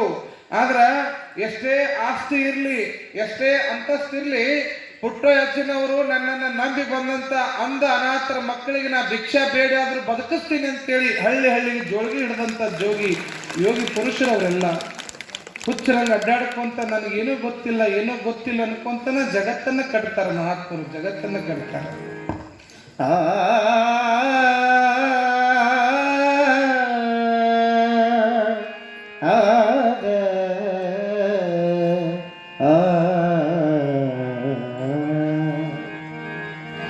ಸುಮ್ಮನಿರಬೇಕು ಶರಣಾದ ಮೇಲೆ, ಸುಮ್ಮನಿರಬೇಕು ಶಿವನಾದ ಮೇಲೆ, ಸುಮ್ಮನಿರಬೇಕು ಶರಣಾದ ಮೇಲೆ, ಸುಮ್ಮನಿರಬೇಕು ಶಿವನಾದ ಮೇಲೆ, ಸುಮ್ಮನಿರಬೇಕು ಶರಣಾದ ಮೇಲೆ.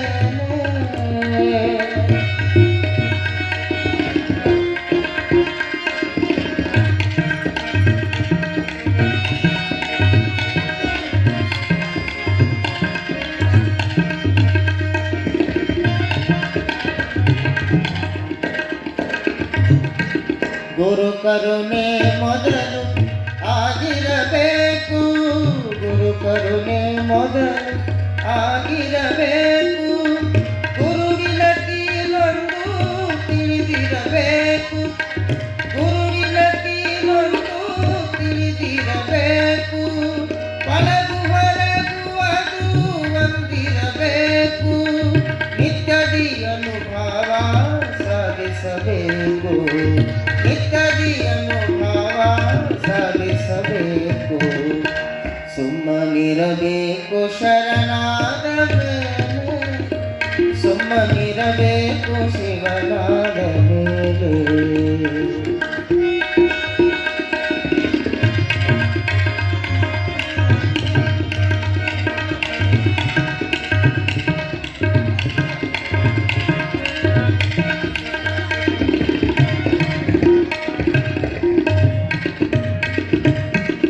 ಕಣ್ಣಿನ ಕಣ್ಣಿನೊಳಗೆ ಕಣ್ಣು ಕಂಡಿರಬೇಕು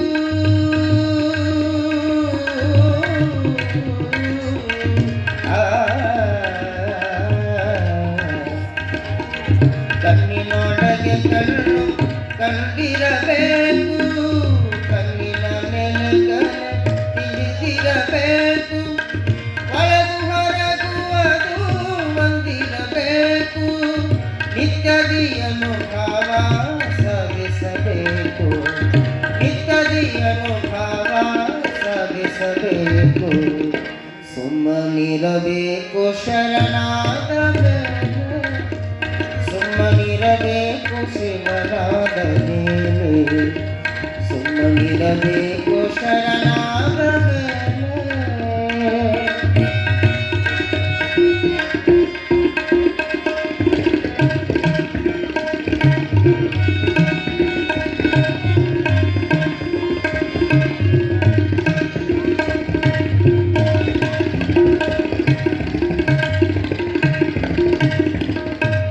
ಮನ ಧನವೆಲ್ಲ ಅಳಿದಿರಬೇಕು ತನು ಮನ ಧನವೆಲ್ಲ ಅಳಿದಿರಬೇಕು ತನುವಿನ ಭಾಂಡಾರ ತಿಳಿದಿರಬೇಕು ತನುವಿನ ಭಾಂಡಾರ ತಿಳಿದಿರಬೇಕು ಹುಣ್ಣಿಮೆ ಚಂದ್ರನಂತೆ ಉದಯಿಸಿರಬೇಕು ಶಿಶುನಾಳ ಭೀಷಣ ಕೂಡಿರಬೇಕು ಶಿಶುನಾಳ ಭೀಷಣ ಕೂಡಿರಬೇಕು ಸುಮ್ಮನಿರಬೇಕು ಶರಣಾದ ಮೇಲೆ ಸುಮ್ಮನಿರಬೇಕು ಶಿವನಾದ ಮೇಲೆ ಸುಮ್ಮನಿರಬೇಕು ಶರಣಾದ ಮೇಲೆ ಶರಣಾದ ಮೇಲೆ ಶರಣಾದ ಮೇಲೆ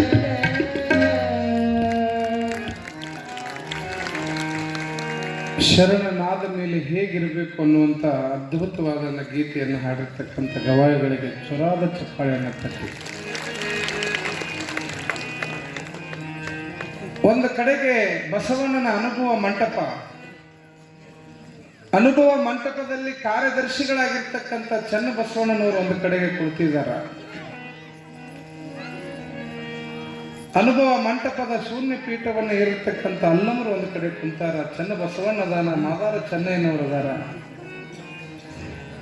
ಎಲ್ಲ ಶರಣರು ಕೂಡಿರ್ತಕ್ಕಂಥ ಅನುಭವ ಮಂಟಪದೊಳಗ ಒಬ್ಬ ಶರಣ ಓಡೋಡಿ ಬಂದು ಬಸವಣ್ಣನವರ ಕಿವಿಯೊಳಗೆ ಬಂದು ಹೇಳ್ತಾನ, ಅಪ್ಪ ಬಸವಣ್ಣ, ಉಡುತಡಿಯಿಂದ ಮಹಾದೇವಿ ಬಂದಾಳಪ್ಪ ಕಲ್ಯಾಣಕ್ಕೆ ಅಂತ ಹೇಳಿ. ಯಾವಾಗ ಉಡುತಡಿಯಿಂದ ಮಹಾದೇವಿ ಬಂದಾಳ ಅಂತಕ್ಕಂಥ ಸುದ್ದಿ ಬಸವಣ್ಣನ ಕಿವಿಗೆ ಬಡಿತೋ, ಬಸವಣ್ಣನಿಗೆ ಎಲ್ಲೆಲ್ಲೂ ಸಂತೋಷ ಆಗಿಬಿಡ್ತು. ಹೊರವಧುವ ಮಹಾದೇವಿ ಎನ್ನೆನೆಯ, ಮಹಾದೇವಿ ಅಂತಂದ್ರೆ ಸಾಕ್ಷಾತ್ ನನ್ನ ಮಗಳ ಅಂತಕ್ಕಂಥ ಭಾವನೆ ಒಳಗಿದ್ದಂಥ ಬಸವಣ್ಣ, ಓಹೋ ನನ್ನ ಮಗಳಿಗೆ ಈಗ ಬರಲಿಕ್ಕೆ ಅವಕಾಶ ಬಂತೇನು ಅಂಥೇಳಿ ಆ ಶರಣನ ಮಾತು ಕೇಳಿದ ತಕ್ಷಣ ಬಸವಣ್ಣವ್ರು ಅಂತಾರ, ಹೋಗ್ರಪ್ಪ ಮಹಾದೇವಿ ಅಕ್ಕನ ಕರ್ಕೊಂಡು ಬರ್ರಿ ಅಂತ ಹೇಳ್ತಾರೆ ಬಸವಣ್ಣವ್ರು. ಹಿಂಗೆ ಬಂದಂತ ಶರಣ ಮತ್ತು ಬಸವಣ್ಣನ ಮಾತು ಗುಸುಗುಸು ಅಲ್ಲಮರ ಕಿವಿಗೆ ಬಡಿತದ. ಶೂನ್ಯ ಪೀಠದ ಮೇಲೆ ಕೂತಂತ ಅಲ್ಲಮರು ಕೇಳ್ತಾರೆ, ಏನದು ಸದ್ದು ಅಂತ ಕೇಳ್ತಾರ.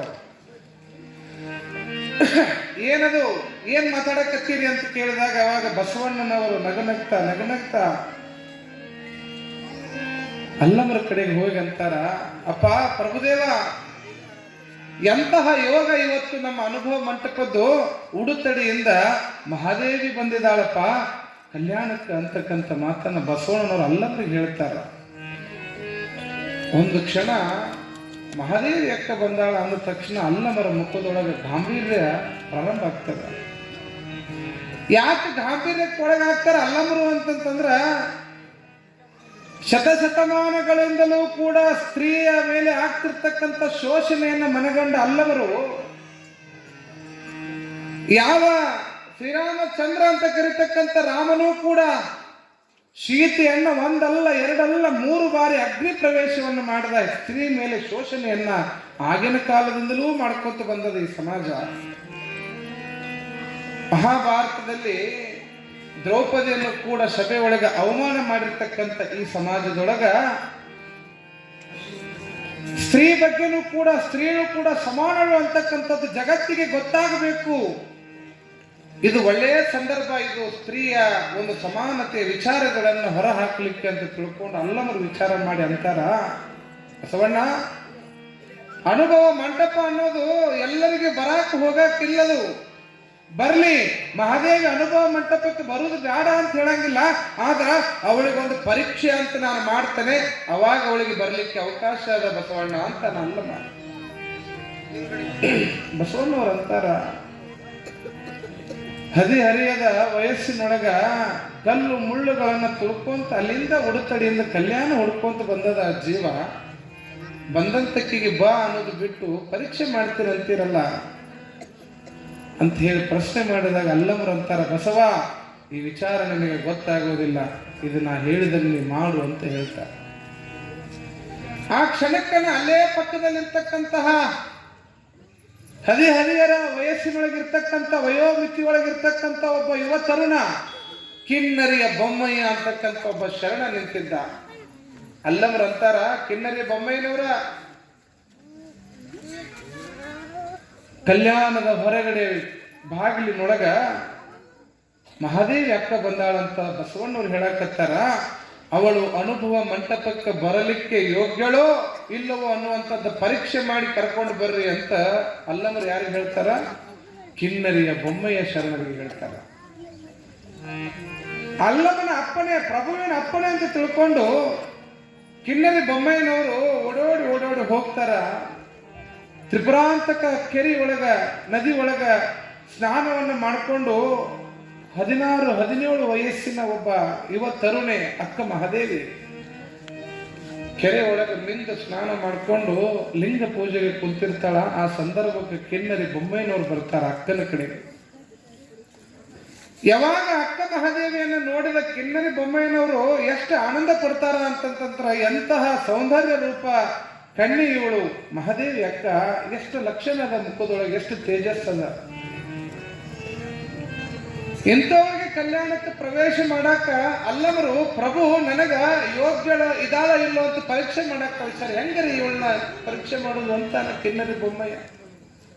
ಆದ್ರೂ ಪ್ರಭುವಿನ ಅಪ್ಪನೆ ಏನೂ ಮಾಡಕ್ಕಾಗಂಗಿಲ್ಲ, ಪರೀಕ್ಷೆ ಮಾಡಲೇಬೇಕು ಅಂತ ಮುಂದೆ ಹೋಗಿ ಅಕ್ಕ ಮಹಾದೇವಿಯನ್ನು ಮಾತಾಡ್ಸೋದ ತಡ ಅಕ್ಕ ಮಹಾದೇವಿನ ಅಂತಾಳಂತ, ಎನ್ನೊಡೆಯ ಚನ್ನಮಲ್ಲಿಕಾರ್ಜುನ ದೇವನನ್ನ ನೋಡ್ತಾ ಕೊಡ್ತಂತ ಸಂದರ್ಭದಲ್ಲಿ ಜನ್ಮ ಜನ್ಮಾಂತರದ ಸಹೋದರನಾದಂತಹ ಅಣ್ಣ ಕಿನ್ನರಿಯ ಬೊಮ್ಮಯ್ಯನವರಿಗೆ ಶರಣು ಶರಣಾರ್ಥಿ ಅಂದ್ಬಿಡ್ತಾಳ. ಬೊಮ್ಮಯ್ಯನ ಮನಸ್ಸು ಕರಿಗೆ ಹೋಗಿಬಿಡ್ತದ. ಪರೀಕ್ಷೆ ಮಾಡಬೇಕಂತ ಬಂದ ಕಿನ್ನರಿ ಬೊಮ್ಮಯ್ಯನ ಮನಸ್ಸು ಕರಿಗೆ ಹೋಗ್ತದೆ. ನನ್ನನ್ನ ಜನ್ಮ ಜನ್ಮಾಂತರದ ಸಹೋದರ ಅಂತ ಕರೀತಾಳ ಅಂತಂದ್ಮೇಲೆ ಇವಳನ್ನ ಪರೀಕ್ಷೆ ಮಾಡೋದು ಸೂಕ್ತ ಅಲ್ಲ ಅಂತ ತಿಳ್ಕೊಂಡು ಕಿನ್ನರಿ ಬೊಮ್ಮಯ್ಯನವ್ರು ಹೇಳ್ತಾರ, ಅಕ್ಕ ಮಹಾದೇವಿ ಬಾ, ನಿನ್ನನ್ನ ಪ್ರಭುದೇವರು ಕರ್ಕೊಂಡು ಬಾ ಅಂತ ಹೇಳ್ಯಾರ, ಕಲ್ಯಾಣ ಅನುಭವ ಮಂಟಪಕ್ಕೆ ಬಾ ಅಂತೇಳಿ ಕಿನ್ನರಿ ಬೊಮ್ಮಯ್ಯನವರು ಅಕ್ಕ ಮಹಾದೇವಿಯನ್ನು ಕರ್ಕೊಂಡು ಹೋಗ್ತಾರ.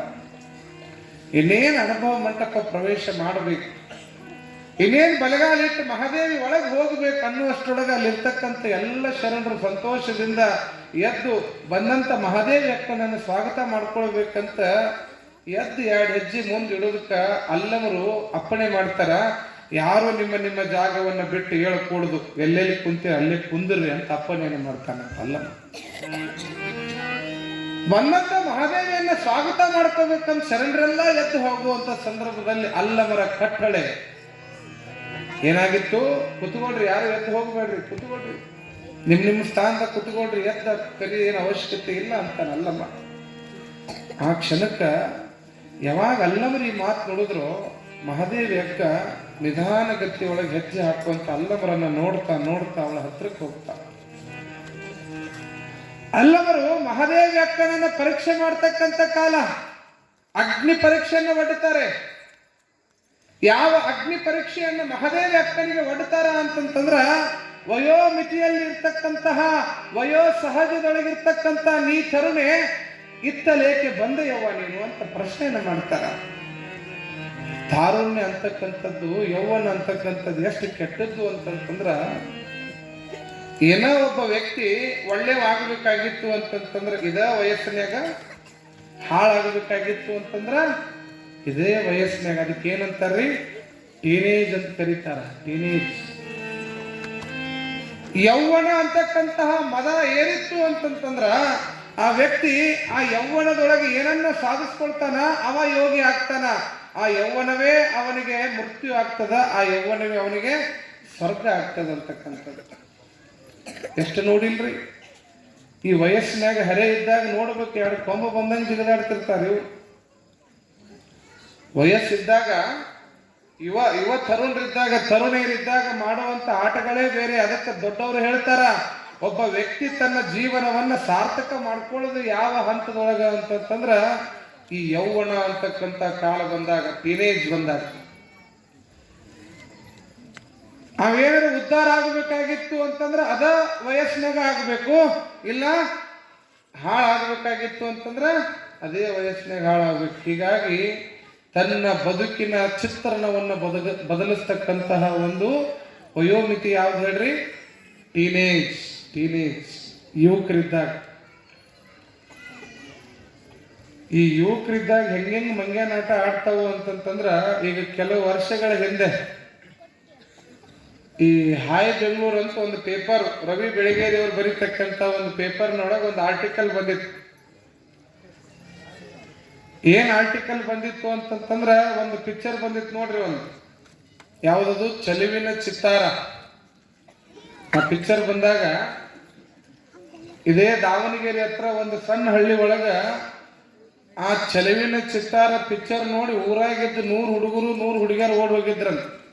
ಅದಕ್ಕೆ ಚೆಲುವಿನ ಚಿತ್ತಾರ ನೋಡಿದವರು ಎತ್ತಾರ ಆಗಿದ್ರಂತವ, ಎತ್ತೆತ್ತರ ಆಗಿದ್ರು. ಎಷ್ಟು ಮಟ್ಟಿಗೆ ಆ ಯೌವನ ಅಂತಕ್ಕಂಥದ್ದು ಮನುಷ್ಯನನ್ನ ಹಾಳು ಮಾಡ್ತೈತಿ ಅಂತಂತಂದ್ರ, ಏನು ತಲೆಯಾಗ ಬರ್ತೈತೋ ಅದ ಕರೆ.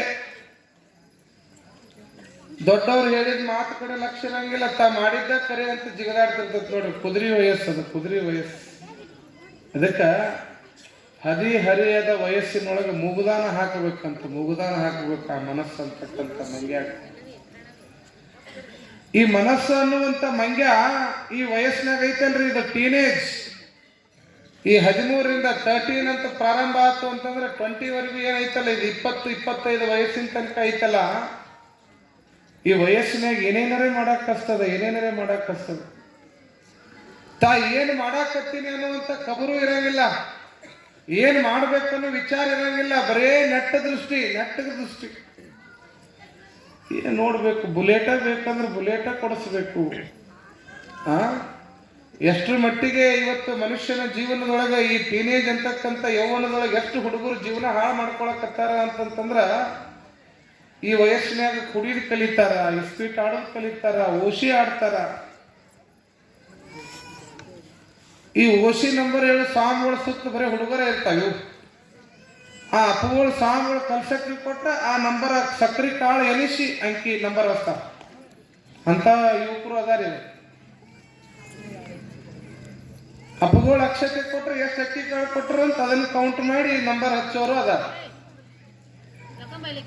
ಈ ಯೌವನ ಅಂತಕ್ಕಂಥದ್ದು ಎಷ್ಟು ಹಿಡಿತದೊಳಗೆ ಹಿಡ್ಕೊಳ್ಳಿಲ್ಲ ವಯಸ್ಸಿನಾಗ ನೀವು ಕೆಡಿಸ್ಕೊಂಡು ಬಿಟ್ರಿ ಅಂತಂತಂದ್ರ ಇಡೀ ಜೀವನ ಏನಾಗ್ತದ, ಹಾಳಾಗಿ ಹೋಗ್ತದ. ಅದಕ್ಕೆ ಟೀನೇಜ್ ಅನ್ನುವಂಥದ್ದು ಬಹಳ ಡೇಂಜರ್ ವಯಸ್ಸು. ಆ ವಯಸ್ಸಿನಾಗ ಆಧ್ಯಾತ್ಮಿಕತೆ, ಪ್ರವಚನ, ಪುರಾಣ, ಈ ಮಠ, ದೇವ್ರ ಗುಡಿ, ಪುರಾಣ, ಪ್ರವಚನಗಳು ಯಾರಿಗೆ ಸಂಬಂಧಪಟ್ಟಿದ್ದು ಅಂದ್ರೆ ಈ 50 ಮೇಲೆ ದಾಟಿದವ್ರಿಗೆ ನಿಮಗಂತ ಕಳಿಸ್ತಾರ.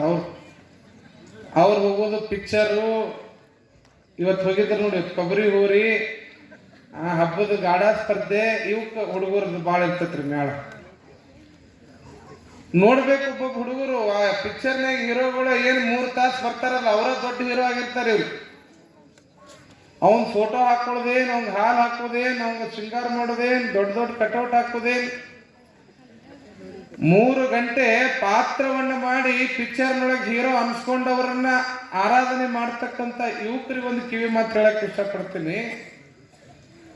ಹಡದ ತಾಯಿ ಬಗಲಾಗಿ ಎತ್ಕೊಂಡು ತನ್ನ ಕಣ್ಣಿಗೆ ಕಾಣುವಷ್ಟು ಅಷ್ಟೇ ನಿನಗೆ ಜಗತ್ತು ತೋರಿಸ್ತಾಳ. ಆದ್ರೆ ತನ್ನ ಹೆಗಲಿ ಮೇಲೆ ಕುಣಿಸ್ಕೊಂಡು ತಾನು ನೋಡದೇ ಇರುವಂತ ಜಗತ್ತನ್ನು ತೋರಿಸ್ತಕ್ಕಂಥ ತಂದೆ ನಿನ್ನನ್ನು ಹೆಗಲಿ ಮೇಲೆ ಕುಣಿಸ್ಕೊಂಡು ಕಾಣದೇ ಇರ್ತಕ್ಕಂಥ ಜಗತ್ತನ್ನು ತೋರಿಸ್ತಾನಲ್ಲ. ನಿಜವಾದ ಹೀರೋ ಯಾರು ಅಂತಂದ್ರ ನಿನ್ನ ಹಡದ ತಂದೆ ನಿಜವಾದ ಹೀರೋ ಆಗ್ತಾನೆ ನಿನ್ನ ಬದುಕಿನೊಳಗೆ. ನಿಜವಾದ ಹೀರೋ ಯಾರ್ಯಾರು ಸಲ್ಮಾನ್ ಖಾನ್ ಆ ಖಾನ್ ಈ ಖಾನ್ ಆ ಹೀರೋ ಈ ಹೀರೋ ಅಂತ ನೋಡ್ಬೇಕು. ಅವ್ರು ಕಟೌಟ್ ಹಾಕೋದೇನು, ಬೆಳತನ ಎದ್ದು ಹೋಗೋದೇನು. ಎಷ್ಟೋ ಮಂದಿ ಕಟೌಟ್ ಹಾಕಕ್ಕೆ ವಾಯರ್ ಸತ್ತವ್ರು ಅದಾರ, ಫೋಟೋ ಹಾಕಕ್ ಹೋಗಿ ಇವ್ರ ಫೋಟೋ ಆಗ್ಯಾರ. ಅದಕ್ಕೆ ಚಲನಚಿತ್ರಗಳಲ್ಲಿ ಬರುವಂತಹ ಹೀರೋಗಳು ನಿಮ್ಮ ಹೀರೋಗಳಲ್ಲ. ಏನೇ ಬರಲಿ, ತಾನು ಹರಿದಿದ್ದ ಬಟ್ಟೆ ಹಾಕೊಂಡು ತಾನು ಹರಿದಿದ್ದ ಚಪ್ಪಲಿ ಹಾಕೊಂಡ್ರು ಚಿಂತಿಲ್ಲ. ನನ್ನ ಮಗ ಚಲೋ ಬಟ್ಟೆ ಹಾಕೋಲಿ, ಚಲೋ ಊಟ ಮಾಡಲಿ, ಚಲೋ ಚಪ್ಪಲಿ ಹಾಕೊಂಡು ಊರಾಗ ಅಡ್ಡಾಡ್ಲಿ ಅಂತೇಳಿ ತಾನು ಕಷ್ಟಪಟ್ಟರು ತನ್ನ ಮಕ್ಕಳು ಕಷ್ಟಪಡಬಾರ್ದಂತ ಹಗಲು ರಾತ್ರಿ ದುಡಿತಾನಲ್ಲ, ತಂದೆ ಆದವ ಅವ ನಿಜವಾದ ಹೀರೋ ಆಗಬೇಕು ನಿಮ್ಮ ಜೀವನದೊಳಗೆ. ಅವ ನಿಜವಾದ ಹೀರೋ. ಸುಮ್ಮನೆ ಪಿಕ್ಚರ್ನಾಗ ಇದ್ರಾಗ ಬಂದು ರೊಕ್ಕ ದುಡ್ಕೊಳಕ್ ಬಂದವ್ರು ನಿಮ್ಮ ಹೀರೋಗಳಲ್ಲ. ನೋಡ್ರಿ, ತಂದೆ ಯಾವತ್ತು ಮಕ್ಕಳನ್ನು ಹೆಗಲ ಮೇಲೆ ಕುಳಿಸ್ಕೊಂಡಿರ್ತಾನೆ. ಯಾಕ? ನಾನು ನೋಡದೇ ಇರುವಂತ ಜಗತ್ತನ್ನ ನೀ ನೋಡು ಅಂತ ಹೇಳಿ ತೋರಿಸ್ತಾನೆ. ತಾಯಿ ಅದಕ್ಕೆ ಬಗಲಾಗ ಎತ್ಕೊಂಡಿರ್ತಾಳೆ. ತನ್ನ ಕಾಣುವಷ್ಟು ಜಗತ್ತು ತೋರ್ಸಕ್ಕೆ ತಾಯಿ, ಆದ್ರ ತಾನು ನೋಡದೇ ಇರುವಂತ ಜಗತ್ತನ್ನು ತೋರಿಸ್ತಕ್ಕಂಥವನು ತಂದೆ. ಹೀಗಾಗಿ ತಂದೆ ಹೀರೋ ಆಗ್ಬೇಕು. ನಮ್ಗ ತಂದೆ ಹೀರೋ ಆಗ್ಬೇಕು. ಎಷ್ಟೋ ಮಂದಿ ಪಿಕ್ಚರ್ ನೋಡಿ ಏನೇನೇನೋ ಆಗಕತ್ತಾರ. ಅವ್ರು ಹೇಳಿದ್ನಲ್ಲಿ ಮೊನ್ನೆ ಹೆಬ್ಬುಲಿ ಕಟಿಂಗ್ ನೋಡಿದ್ರೆ ಸೊಂಡಿ ಇಲ್ಲಿ ಇದ್ದಂಗೆ ಇರ್ತಾರೆ ಮಕ್ಕಳು. ಹೆಬ್ಬುಲಿ ಕಟಿಂಗ್ ಬಿಟ್ಕೊಂಡ್ ಊರಾಗ ಅಡ್ಡಾಡ್ತಾರೆ. ಹರಿದಿದ್ ಪ್ಯಾಂಟ್ ಹಾಕೊಳ್ಳೋದೇನು, ಅವು ಹಾಕೊಂಡ್ರೆ ಮರ್ದಿನ ಇವ್ರು ಹಾಕೊಂಡು ಊರಾಗ ಅಡ್ಡಾಡ್ತಾರೆ. ಇವ್ರು ವಿಚಿತ್ರ ವಿಚಿತ್ರ ಮಾಡ್ಕೊಂತ ಯಾರ್ಯಾರನ್ನೋ ಹೀರೋ ಆಗಿ ನೋಡೋದಲ್ಲ. ಇವತ್ತು ನಮ್ಮ ಜೀವನದೊಳಗ ನಮ್ಮ ಹಡದ ತಂದೆ ತಾಯಿಗಳು ಹೀರೋ ಆಗ್ಬೇಕು. ಪುಟ್ಟಯ್ಯನಂತವ್ರು ಹೀರೋ ಆಗ್ಬೇಕು, ಬಸವಣ್ಣನಂತವ್ರು ಹೀರೋ ಆಗ್ಬೇಕು, ಅಬ್ದುಲ್ ಕಲಾಂನಂತವ್ರು ಹೀರೋ ಆಗ್ಬೇಕು ನಮ್ಮ ಜೀವನದೊಳಗೆ. ಅವರ ಬದುಕು ನಮ್ಗೆ ಆದರ್ಶ ಆಗಬೇಕು. ಅವರ ಬದುಕು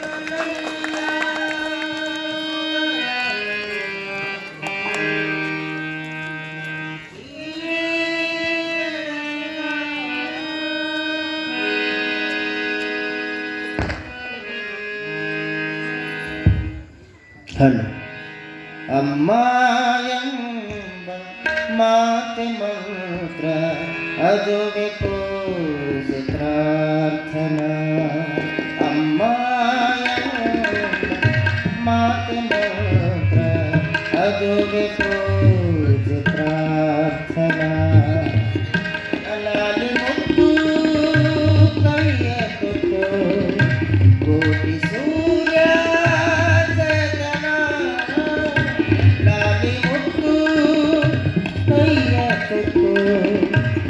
ಕೋಟಿ ಸೂರ್ಯ ಚೇತನ, ಕೋಟಿ ಸೂರ್ಯ ಚೇತನ, ಕೋಟಿ ಸೂರ್ಯ ಚೇತನ. ಅಮ್ಮ ಮಾತೆ ಮಂತ್ರ ಅದುವೆ ಪೂಜೆ ಪ್ರಾರ್ಥನಾ.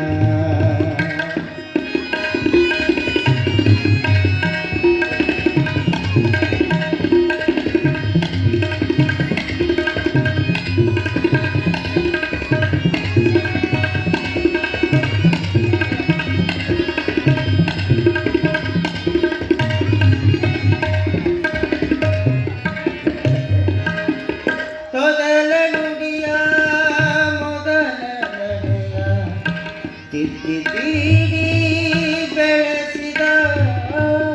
ಮೊದಲ ನುಡಿಯ ಮೊದಲ ನಡೆಯ ತಿದ್ದಿ ತೀಡಿ ಬೆಳೆಸಿದ. ಎನಿತ ಕಷ್ಟ ಸಹಿಸಿ ಮಗನ ಬಾಳ ದೀಪ ಬೆಳಗಿದ. ಬಾಳದೀಪ ಬೆಳಗಿದ, ಬಾಳದೀಪ ಬೆಳಗಿದ. ಅಮ್ಮ ಎಂಬ ಮಾತೆ ಮಂತ್ರ ಅದುವೆ ಪೂಜೆ ಪ್ರಾರ್ಥನಾ.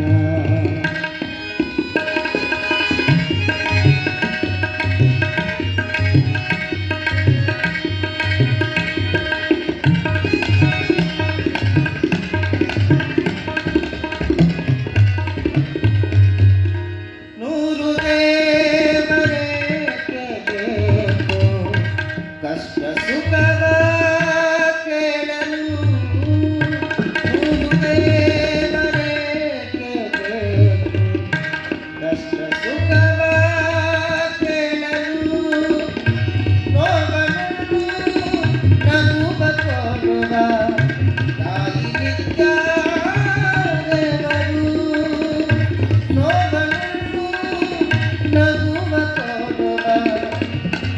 ನಿತ್ಯ ದೇವರು ತಾಯಿ ನಿತ್ಯ ದೇವರು ಅಮ್ಮ ನಿತ್ಯ ದೇವರು ಅಮ್ಮ ಮಾತೆ ಮಂತ್ರ ಅದುವೆ ಪೂಜೆ ಪ್ರಾರ್ಥನಾ ಅದುವೆ ಪೂಜೆ ಪ್ರಾರ್ಥನಾ ಅದುವೆ ಪೂಜೆ ಪ್ರಾರ್ಥನಾ. ಜೋರಾದ ಚಪ್ಪಾಳೆ ಕಲಾವಿದರಿಗೆ. ವಿಶೇಷ ನೋಡ್ರಿ, ಅನುಭವ ಮಂಟಪಕ್ಕೆ ಹೆಂಗೆ ಅಕ್ಕ ಮಹಾದೇವಿ ಬಂದ್ಲೋ ಹಂಗೆ ನೀರಲಿಗೆ ಅನ್ನುವಂಥ ಕಲ್ಯಾಣಕ್ಕೆ ಇದೊಂದು ಕಲ್ಯಾಣ ಆಗ್ಯದ. ಈಗ ಕಲ್ಯಾಣದ ವಾತಾವರಣ ಸೃಷ್ಟಿ ಆಗ್ಯದ. ಇಂತಹ ಕಲ್ಯಾಣದ ಅನುಭವ ಮಂಟಪಕ್ಕೆ ವಿಶೇಷವಾಗಿ ಇವತ್ತು ನಮ್ಮ ಊರಿನಿಂದ ನಮ್ಮ ಸದ್ಭಕ್ತರು ಬಂದಾರ. ನಮ್ಮದು ಊರು ಅಗಡಿ, ತವರ ಮನೆಯವ. ನೀರಲಿಗೆ ಗಂಡನ ಮನೆ ಆಗೈತಿ. ಇಲ್ಲಿ ಬಾಳೆ ಮಾಡಕ್ಕೆ ಬಂದೀವಿ. ಎಷ್ಟು ದಿನ? 21 ದಿನ ಅಷ್ಟ. ಮತ್ತು ಬಾಳೆ ಮಾಡಿ ಮತ್ತು ಇನ್ನೊಂದೂರಿಗೆ ಬಾಳೆ ಮಾಡಕ್ಕೆ ಹೋಗೋದು ನಾವು. ಹೌದ್ರೆ? ಮತ್ತು ಹೋಗೋದಿಲ್ರಿ, ತವ್ರ ಮನೆಗೆ ಹೋಗೋದು ನಾವು. ನೀವೆಲ್ಲ ಗಂಡನ ಮನೆಯಾಗಿದ್ರೆ ನಾವು ತವ್ರ ಮನೆಗೆ ಇರ್ತೀವಿ. ಹಂಗೆ ಅಗಡಿ ಊರಿನಿಂದ ನಮ್ಮ ಬಸವರಾಜ ಶಿವಣ್ಣವರು, ಅವರ ಅಣ್ಣನ ಮಗನಾಗಿರ್ತಕ್ಕಂಥ ಚಂದ್ರನ ಶಿವಣ್ಣವರವರು ಇವತ್ತು ಅಗಡಿ ಗ್ರಾಮದಿಂದ ಬಂದಿದ್ದಾರೆ. ಅವ್ರಿಗೊಂದು ಜೋರಾದ ಚಪ್ಪಾಳೆಯನ್ನು ತಟ್ಟಿ ಸ್ವಾಗತ ಮಾಡ್ಕೊಳ್ಳೋಣ. ಹಾಗೆ ನಮ್ಮ ಶ್ರೀಮಠದ ಸದ್ಭಕ್ತರಾಗಿರ್ತಕ್ಕಂಥ ಮಲ್ಲಯ್ಯ ನಿರ್ವಾಣಿ ಮಠ ಅವರು ಕೂಡ ಬಂದಿದ್ದಾರೆ. ಅವ್ರಿಗೂ ಒಂದು ಜೋರಾದ ಚಪ್ಪಾಳೆಯನ್ನು ತಟ್ಟಿ ಸ್ವಾಗತ ಕೋರೋಣ. ಹಾಗೆ ನಮ್ಮ ಸೊಸೈಟಿಯ ಕಾರ್ಯದರ್ಶಿಗಳಾಗಿರ್ತಕ್ಕಂಥ ಶ್ರೀಮಠ ಸದ್ಭಕ್ತರಾದಂಥ ಗುಡ್ಡಪ್ಪಣ್ಣ ಅವರು ಕೂಡ ಬಂದಿದ್ದಾರೆ. ಅವ್ರಿಗೂ ಜೋರಾದ ಚಪ್ಪಾಳೆ. ಹಾಗೆ ನಮ್ಮ ಶ್ರೀಮಠ ಸದ್ಭಕ್ತರಾದಂಥ ಗಂಗಾಧರ್ ಅವರು ಕೂಡ ಬಂದಿದ್ದಾರೆ. ಅವ್ರಿಗೂ ಜೋರಾದ ಚಪ್ಪಾಳೆ, ಅಭಿನಂದನೆ. ಅವರಿಗೆ ತುಂಬ ಹೃದಯದ ಸ್ವಾಗತವನ್ನು ಕೋರ್ತಾ ನೋಡ್ರಿ, ಎಷ್ಟೋ ಖುಷಿ ಆಗ್ತದೆ. ನೀವು ಎಲ್ಲ ಮಕ್ಕಳ ಗ್ಯಾದರಿಂಗ್ ನೋಡಕ್ಕೆ ಹೋಗಿರ್ತೀರಿಲ್ಲವ, ಹಂಗೆ ತವ್ರ ಮನೆಯಿಂದ ನಮ್ಮ ಭಕ್ತರು ಬಂದಾರ ಅಂತಂದ್ರೆ ನಮಗೂ ಭಾಳ ಸಂತೋಷ ಆಗ್ತದೆ. ಈ ಪ್ರವಚನ ಕೇಳಿ ಅಗಡಿ ಗ್ರಾಮದವ್ರದ್ದು 10ನೇ ತಾರೀಕು ಗ್ರಂಥ ಪೂಜೆ ಅದ.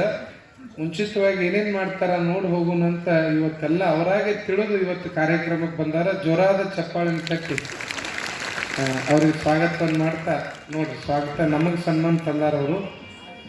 ಅವರಿಗೆ ತುಂಬ ಹೃದಯದ ಅಭಿನಂದನೆಗಳನ್ನು ಸಲ್ಲಿಸೋಣ.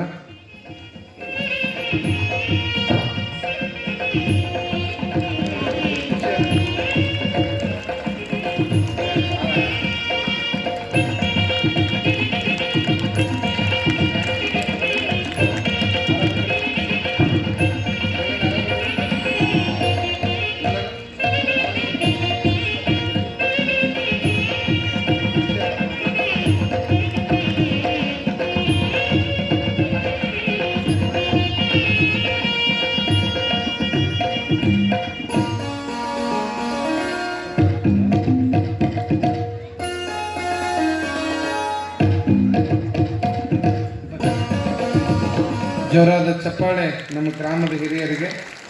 ಅವ್ರಿಗೂ ಕೂಡ ನೀರ್ಲಿಗೆ ಗ್ರಾಮದವ್ರ ಕಡೆಯಿಂದ ಕೊನೆಗೆ ಸನ್ಮಾನ ಇರ್ತದೆ. ಬಹುಶಃ ಈ ಒಂದು ಅಭಿಮಾನ ನೋಡ್ರಿ, ನಮ್ಮ ಊರಾಗೂ ಪ್ರಭುಸ್ವಾಮಿ ಮಠ ಅಂತದ, ಅಲ್ಲಿ ಕೂಡ ಇವತ್ತಿಂದ ಜಾತ್ರೆ ಪ್ರಾರಂಭ. ಆ ಊರಾಗ ಜಾತ್ರೆ ಕಾರ್ಯಕ್ರಮ ಇದ್ರೂ ಕೂಡ ಇನ್ನೊಬ್ಬ ಸ್ವಾಮಿಗಳು ನೀರ್ಲಿಗೆ ಪ್ರವಚನ ಹೇಳಕತ್ತಾರ, ನಾವು ಹೋಗ್ಲೇಬೇಕಂತ ಎಲ್ಲ ಕಾರ್ಯವನ್ನು ಬದಿಗಿಟ್ಟು ಅವ್ರು ಬಂದಿದ್ದು ಬಹಳ ಸಂತೋಷ ಆಯಿತು. ಇನ್ನೊಮ್ಮೆ ಜೋರಾದ ಚಪ್ಪಾಳೆಯನ್ನು ಕಟ್ಟಿ ಅವರಿಗೆ ಸ್ವಾಗತವನ್ನು ಅಭಿನಂದನೆಗಳನ್ನು ಸಲ್ಲಿಸ್ತಾ, ಅಕ್ಕ ಮಹಾದೇವಿ ತರುಣೆ ಯೌವನವನ್ನು ತುಂಬಿಕೊಂಡಿರ್ತಕ್ಕಂತಹ ಒಬ್ಬ ಯುವತಿ, ಒಬ್ಬ ಬಾಲೆ ಯಾವ ಕೌಶಿಕ ಮಹಾರಾಜನ ಅಟ್ಟಹಾಸಕ್ಕೆ ಕಾಮದ ತೃಷೆಗೆ ಇರ್ತಕ್ಕಂತಹ ಆ ಒಂದು ಕಾಮವನ್ನು ತೊಳೆದು ಹಾಕಿ ಬಟ್ಟೆಗಳನ್ನೆಲ್ಲ ಬಿಚ್ಚಿ ಹಾಕಿ ನಗ್ನ ರೂಪದೊಳಗೆ ಇವತ್ತು ಕೇಶದಿಂದ ಅಂಗಾಂಗಗಳನ್ನು ಮರಿ ಮಾಡಿಕೊಂಡು ಆಗಿನ ಕಾಲದೊಳಗೆ ಕಲ್ಯಾಣಕ್ಕೆ ಬಂದಾಳ. ಅಲ್ಲವರು ವಿಚಾರ ಮಾಡ್ತಾರೆ, ಬಹುಶಃ ಅಕ್ಕನನ್ನ ಮಹಾದೇವಿಯನ್ನ ಏನಾದ್ರೂ ನಾವು ಸರಳ ರೀತಿ ಒಳಗೆ ಅನುಭವ ಮಂಟಪದೊಳಗೆ ಸ್ಥಾನಮಾನ ಕೊಟ್ಟು ಬಿಟ್ಟಿವಿ ಅಂತಂತಂದ್ರ ಅಕ್ಕನ ಬಗ್ಗೆ ಸಮಾಜ ತಪ್ಪು ಕಲ್ಪನೆನ ಮಾಡ್ತದ ಅಂತಕ್ಕಂಥ ಭಾವನೆ ಅಲ್ಲಮರೊಳಗೆ ಬಂದಿತ್ತು. ಯಾಕೆ ಅಲ್ಲಮ ಪ್ರಭುದೇವರು ಮಹಾದೇವಿಗೆ ಅಗ್ನಿ ಪರೀಕ್ಷೆಯನ್ನು ಒಡ್ತಾರ ಅಂತಂದ್ರ, ಮಹಾದೇವಿ ಅನುಭವ ಮಂಟಪಕ್ಕೆ ಬಂದ ತಕ್ಷಣ ಕಲ್ಯಾಣ ಪ್ರವೇಶ ಆದ್ಮೇಲೆ ಅಲ್ಲೆಲ್ಲ ಇರ್ತಕ್ಕಂಥ ಜನ ಗುಸು ಮಾತಾಡ್ತಿರ್ತಾರೆ. ಏನಂತ? ಕೌಶಿಕ ಮಹಾರಾಜನನ್ನ ಮದುವೆಯಾಗಿ ಓಡಿ ಬಂದಾಳಿಕ್ಕಿ ಅಂತ ಒಂದಿಷ್ಟು ಮಂದಿ ಮಾತಾಡ್ತಿದ್ರು. ಮಹಾರಾಜನ ಜೊತೆಗೆ ಅರಮನೆಯೊಳಗ ಸುಖದ ಸುಪ್ಪತ್ತಿಗೊಳಗಿದ್ದು ಎಲ್ಲವನ್ನ ಬಿಟ್ಟು ಬಂದಾಳ ಅಂತ ಒಂದಿಷ್ಟು ಮಂದಿ ಮಾತಾಡೋರು. ಗಂಡನನ್ನ ಬಿಟ್ಟು ಬಂದವಳು, ರಾಜನ ಜೊತೆಗೆ ಇದ್ದು ಬಂದವಳು, ಈ ಎಲ್ಲ ಕಿವಿಗಳಿಗೆ ಮಾತುಗಳನ್ನ ಕೇಳಿರ್ತಕ್ಕಂಥ ಮಹಾದೇವಿಯ ಬಗ್ಗೆ ಸಮಾಜದೊಳಗ ತಪ್ಪು ಕಲ್ಪನೆ ಹುಟ್ಟಬಾರದು ಅಂತ ತಿಳ್ಕೊಂಡು ಅಲ್ಲಮರು ಏನ್ ಮಾಡ್ತಾರೆ, ಮಹಾದೇವಿ ಅಕ್ಕನಿಗೆ ಅಗ್ನಿ ಪರೀಕ್ಷೆಯನ್ನು ಒಡ್ಡುತ್ತಾರೆ, ಪರೀಕ್ಷೆ ಮಾಡ್ತಾರೆ. ಹದುಳ ಯೌವನವ ತುಂಬಿಕೊಂಡ ಬಂದಿರುವ ಸತಿಯೇ, ನೀನು ಅನುಭವ ಮಂಟಪದ ಕಡೆಗೆ ನೀನೇಕೆ ಬಂದೆ ಅಂತಕ್ಕಂಥ ಪ್ರಶ್ನೆ ಮಾಡ್ತಾರ ಅಲ್ಲಮರು. ನಿನ್ನ ಯೌವನವನ್ನ ತುಂಬಿಕೊಂಡಿರ್ತಕ್ಕಂಥ ಮದದ ಯೌವನವನ್ನ ತುಂಬಿಕೊಂಡಿರುವಂತ ಈ ವಯಸ್ಸಿನೊಳಗ ಅನುಭವ ಮಂಟಪಕ್ಕೆ ಬಂದಿಯಲ್ವಾ, ನೀ ಬಂದಿದ್ದಾದ್ರೂ ಎದಕ್ಕ? ಸತಿಯಾಗಿ ಒಬ್ಬನ ಪರಪುರುಷನ ಕೈ ಹಿಡಿದು ಜೀವನವನ್ನ ತ್ಯಾಗ ಮಾಡಿ ಎಲ್ಲವನ್ನ ನಗ್ನ ರೂಪದೊಳಗೆ ಬಂದು ಇವತ್ತು ನಿರಪೇಕ್ಷೆಯಾಗಿ ನೀನು ಅನುಭವ ಮಂಟಪಕ್ಕೆ ಬಂದ ಕಾರಣ ಹೇಳ ಅಂತಕ್ಕಂಥ ಮಾತನ್ನ ಅಲ್ಲಮರು ಅಕ್ಕನಿಗೆ ಪ್ರಶ್ನೆಯನ್ನು ಮಾಡ್ತಾರೆ. ನಿನ್ನ ಪತಿಯ ಕುರು ಹೇಳು, ಇಲ್ಲದಿದ್ದರೆ ಇಲ್ಲಿಂದ ಹೋಗು ಅಂತಕ್ಕಂಥ ಮಾತನ್ನ ಹೇಳ್ತಾರೆ. ನಿನ್ನ ಪತಿಯ ಕುರು ಏನು ಅಂತಕ್ಕಂಥ ಮಾತನ್ನ ಕೇಳಿದಾಗ ಅಲ್ಲವರಿಗೆ ನಗನಗತ ಮಹಾದೇವಿ ಅಕ್ಕ ಉತ್ತರ ಕೊಡ್ತಾಳೆ. ಯಾವುದಕ್ಕೂ ಹೆದರಲಿಲ್ಲ. ಹೀಗಾಗಿ ಹೆಣ್ಣು ಮಕ್ಕಳಿಗೂ ಕೂಡ ಸ್ಥಾನಮಾನಗಳು ಸರಿಸಮಾನವಾಗಿರ್ಬೇಕು. ಅನುಭವ ಮಂಟಪ ಕೇವಲ ಪುರುಷ ಪ್ರಧಾನವಾಗಿರ್ತಕ್ಕಂಥ ಅನುಭವ ಮಂಟಪ ಅಲ್ಲ. ಮುಂದೆ ಬರ್ತಕ್ಕಂಥ ಕಾಲಘಟ್ಟದೊಳಗ ಸ್ತ್ರೀಗೆ ಯಾವ ರೀತಿಯಾಗಿ ಸಮಾಜದಲ್ಲಿ ಅವಮಾನ ಆಗಕತ್ತದ, ಯಾವ ರೀತಿಯಾಗಿ ಶೋಷಣೆ ಆಗ್ತಾ ಇದೆ, ಆ ಶೋಷಣೆಯನ್ನ ಹೊರಗೆ ಹಾಕಬೇಕು ಅನ್ನೋದಕ್ಕಾಗಿನೇ ಅಲ್ಲಮರು ಸ್ತ್ರೀ ಆಗಿರ್ತಕ್ಕಂಥ ಅಕ್ಕನಿಗೆ ಪರೀಕ್ಷೆಯನ್ನು ಒಡ್ಡ್ಯಾರ. ಅಕ್ಕ ಆ ಪರೀಕ್ಷೆ ಒಳಗೆ ಯಶಸ್ವಿಗೊಳ್ತಾಳೆ. ನಾನು ಕೈ ಹಿಡಿದ ಪತಿಯನ್ನ ನೆಚ್ಚಿ ಬಿಟ್ಟು ಬಂದವಳಲ್ಲ, ಹೃದಯದೊಳಗ ಚನ್ನಮಲ್ಲಿಕಾರ್ಜುನನೊಬ್ಬನೇ ನನ್ನ ಗಂಡ ಅಂತ ನಾನು ಸ್ವೀಕಾರ ಮಾಡಿದ್ದೀನಿ ಅಂತಕ್ಕಂಥ ಮಾತನ್ನ ಅಕ್ಕ ಅಲ್ಲಮನಿಗೆ ಹೇಳ್ತಾಳೆ ಅಂತಕ್ಕಂಥದ್ದು. ಇವತ್ತು ಕಟ್ಕೊಂಡು ಗಂಡ ಅನ್ನೋರಿಲ್ಲ, ಆದ್ರೆ ತನ್ನ ಬಾಲ್ಯದೊಳಗ ಚನ್ನಮಲ್ಲಿಕಾರ್ಜುನನೊಬ್ಬನೇ ನನ್ನ ಪತಿ, ಅವನೇ ನನ್ನ ಗಂಡ, ಅವನೇ ನನ್ನ ಸರ್ವಸ್ವ ಅನ್ನುವಂಥ ಭಾವನೆಯೊಳಗೆ ಬದುಕ್ತಿರ್ತಕ್ಕಂಥ ಅಕ್ಕನ ನಡೆಯನ್ನ ನೋಡಿ ಇಡೀ ಅನುಭವ ಮಂಟಪ ಮಂತ್ರ ಮುಗ್ಧವಾಗ್ತದೆ. ಹೀಗಾಗಿ ಸೊನ್ನಲಿಗೆ ಸಿದ್ದರಾಮ ಶ್ರೀಗಳು ಬರೀತಾರೆ, ಹೆಣ್ಣು ಹೆಣ್ಣಲ್ಲ, ಹೆಣ್ಣು ರಕ್ಕಸಿ ಅಲ್ಲ, ಹೆಣ್ಣು ಸಾಕ್ಷಾತ್ ಕಪಿಲಸಿದ್ಧ ಮಲ್ಲಿಕಾರ್ಜುನ, ಸಾಕ್ಷಾತ್ ಕಪಿಲಸಿದ್ಧ ಮಲ್ಲಿಕಾರ್ಜುನ. ಎಲ್ಲಿ ಹೆಣ್ಣು ಪೂಜನೆಗೆ ಒಳಗ್ಪಡ್ತಾಳೆ, ಎಲ್ಲಿ ಹೆಣ್ಣನ್ನ ಪೂಜಿಸ್ತಕ್ಕಂಥ ಸ್ಥಾನಮಾನಗಳು ಸಿಗ್ತಾವ, ಅಲ್ಲಿ ದೇವಾನು ದೇವತೆಗಳು ಇರ್ತಾವಂತ ನೋಡ್ರಿ.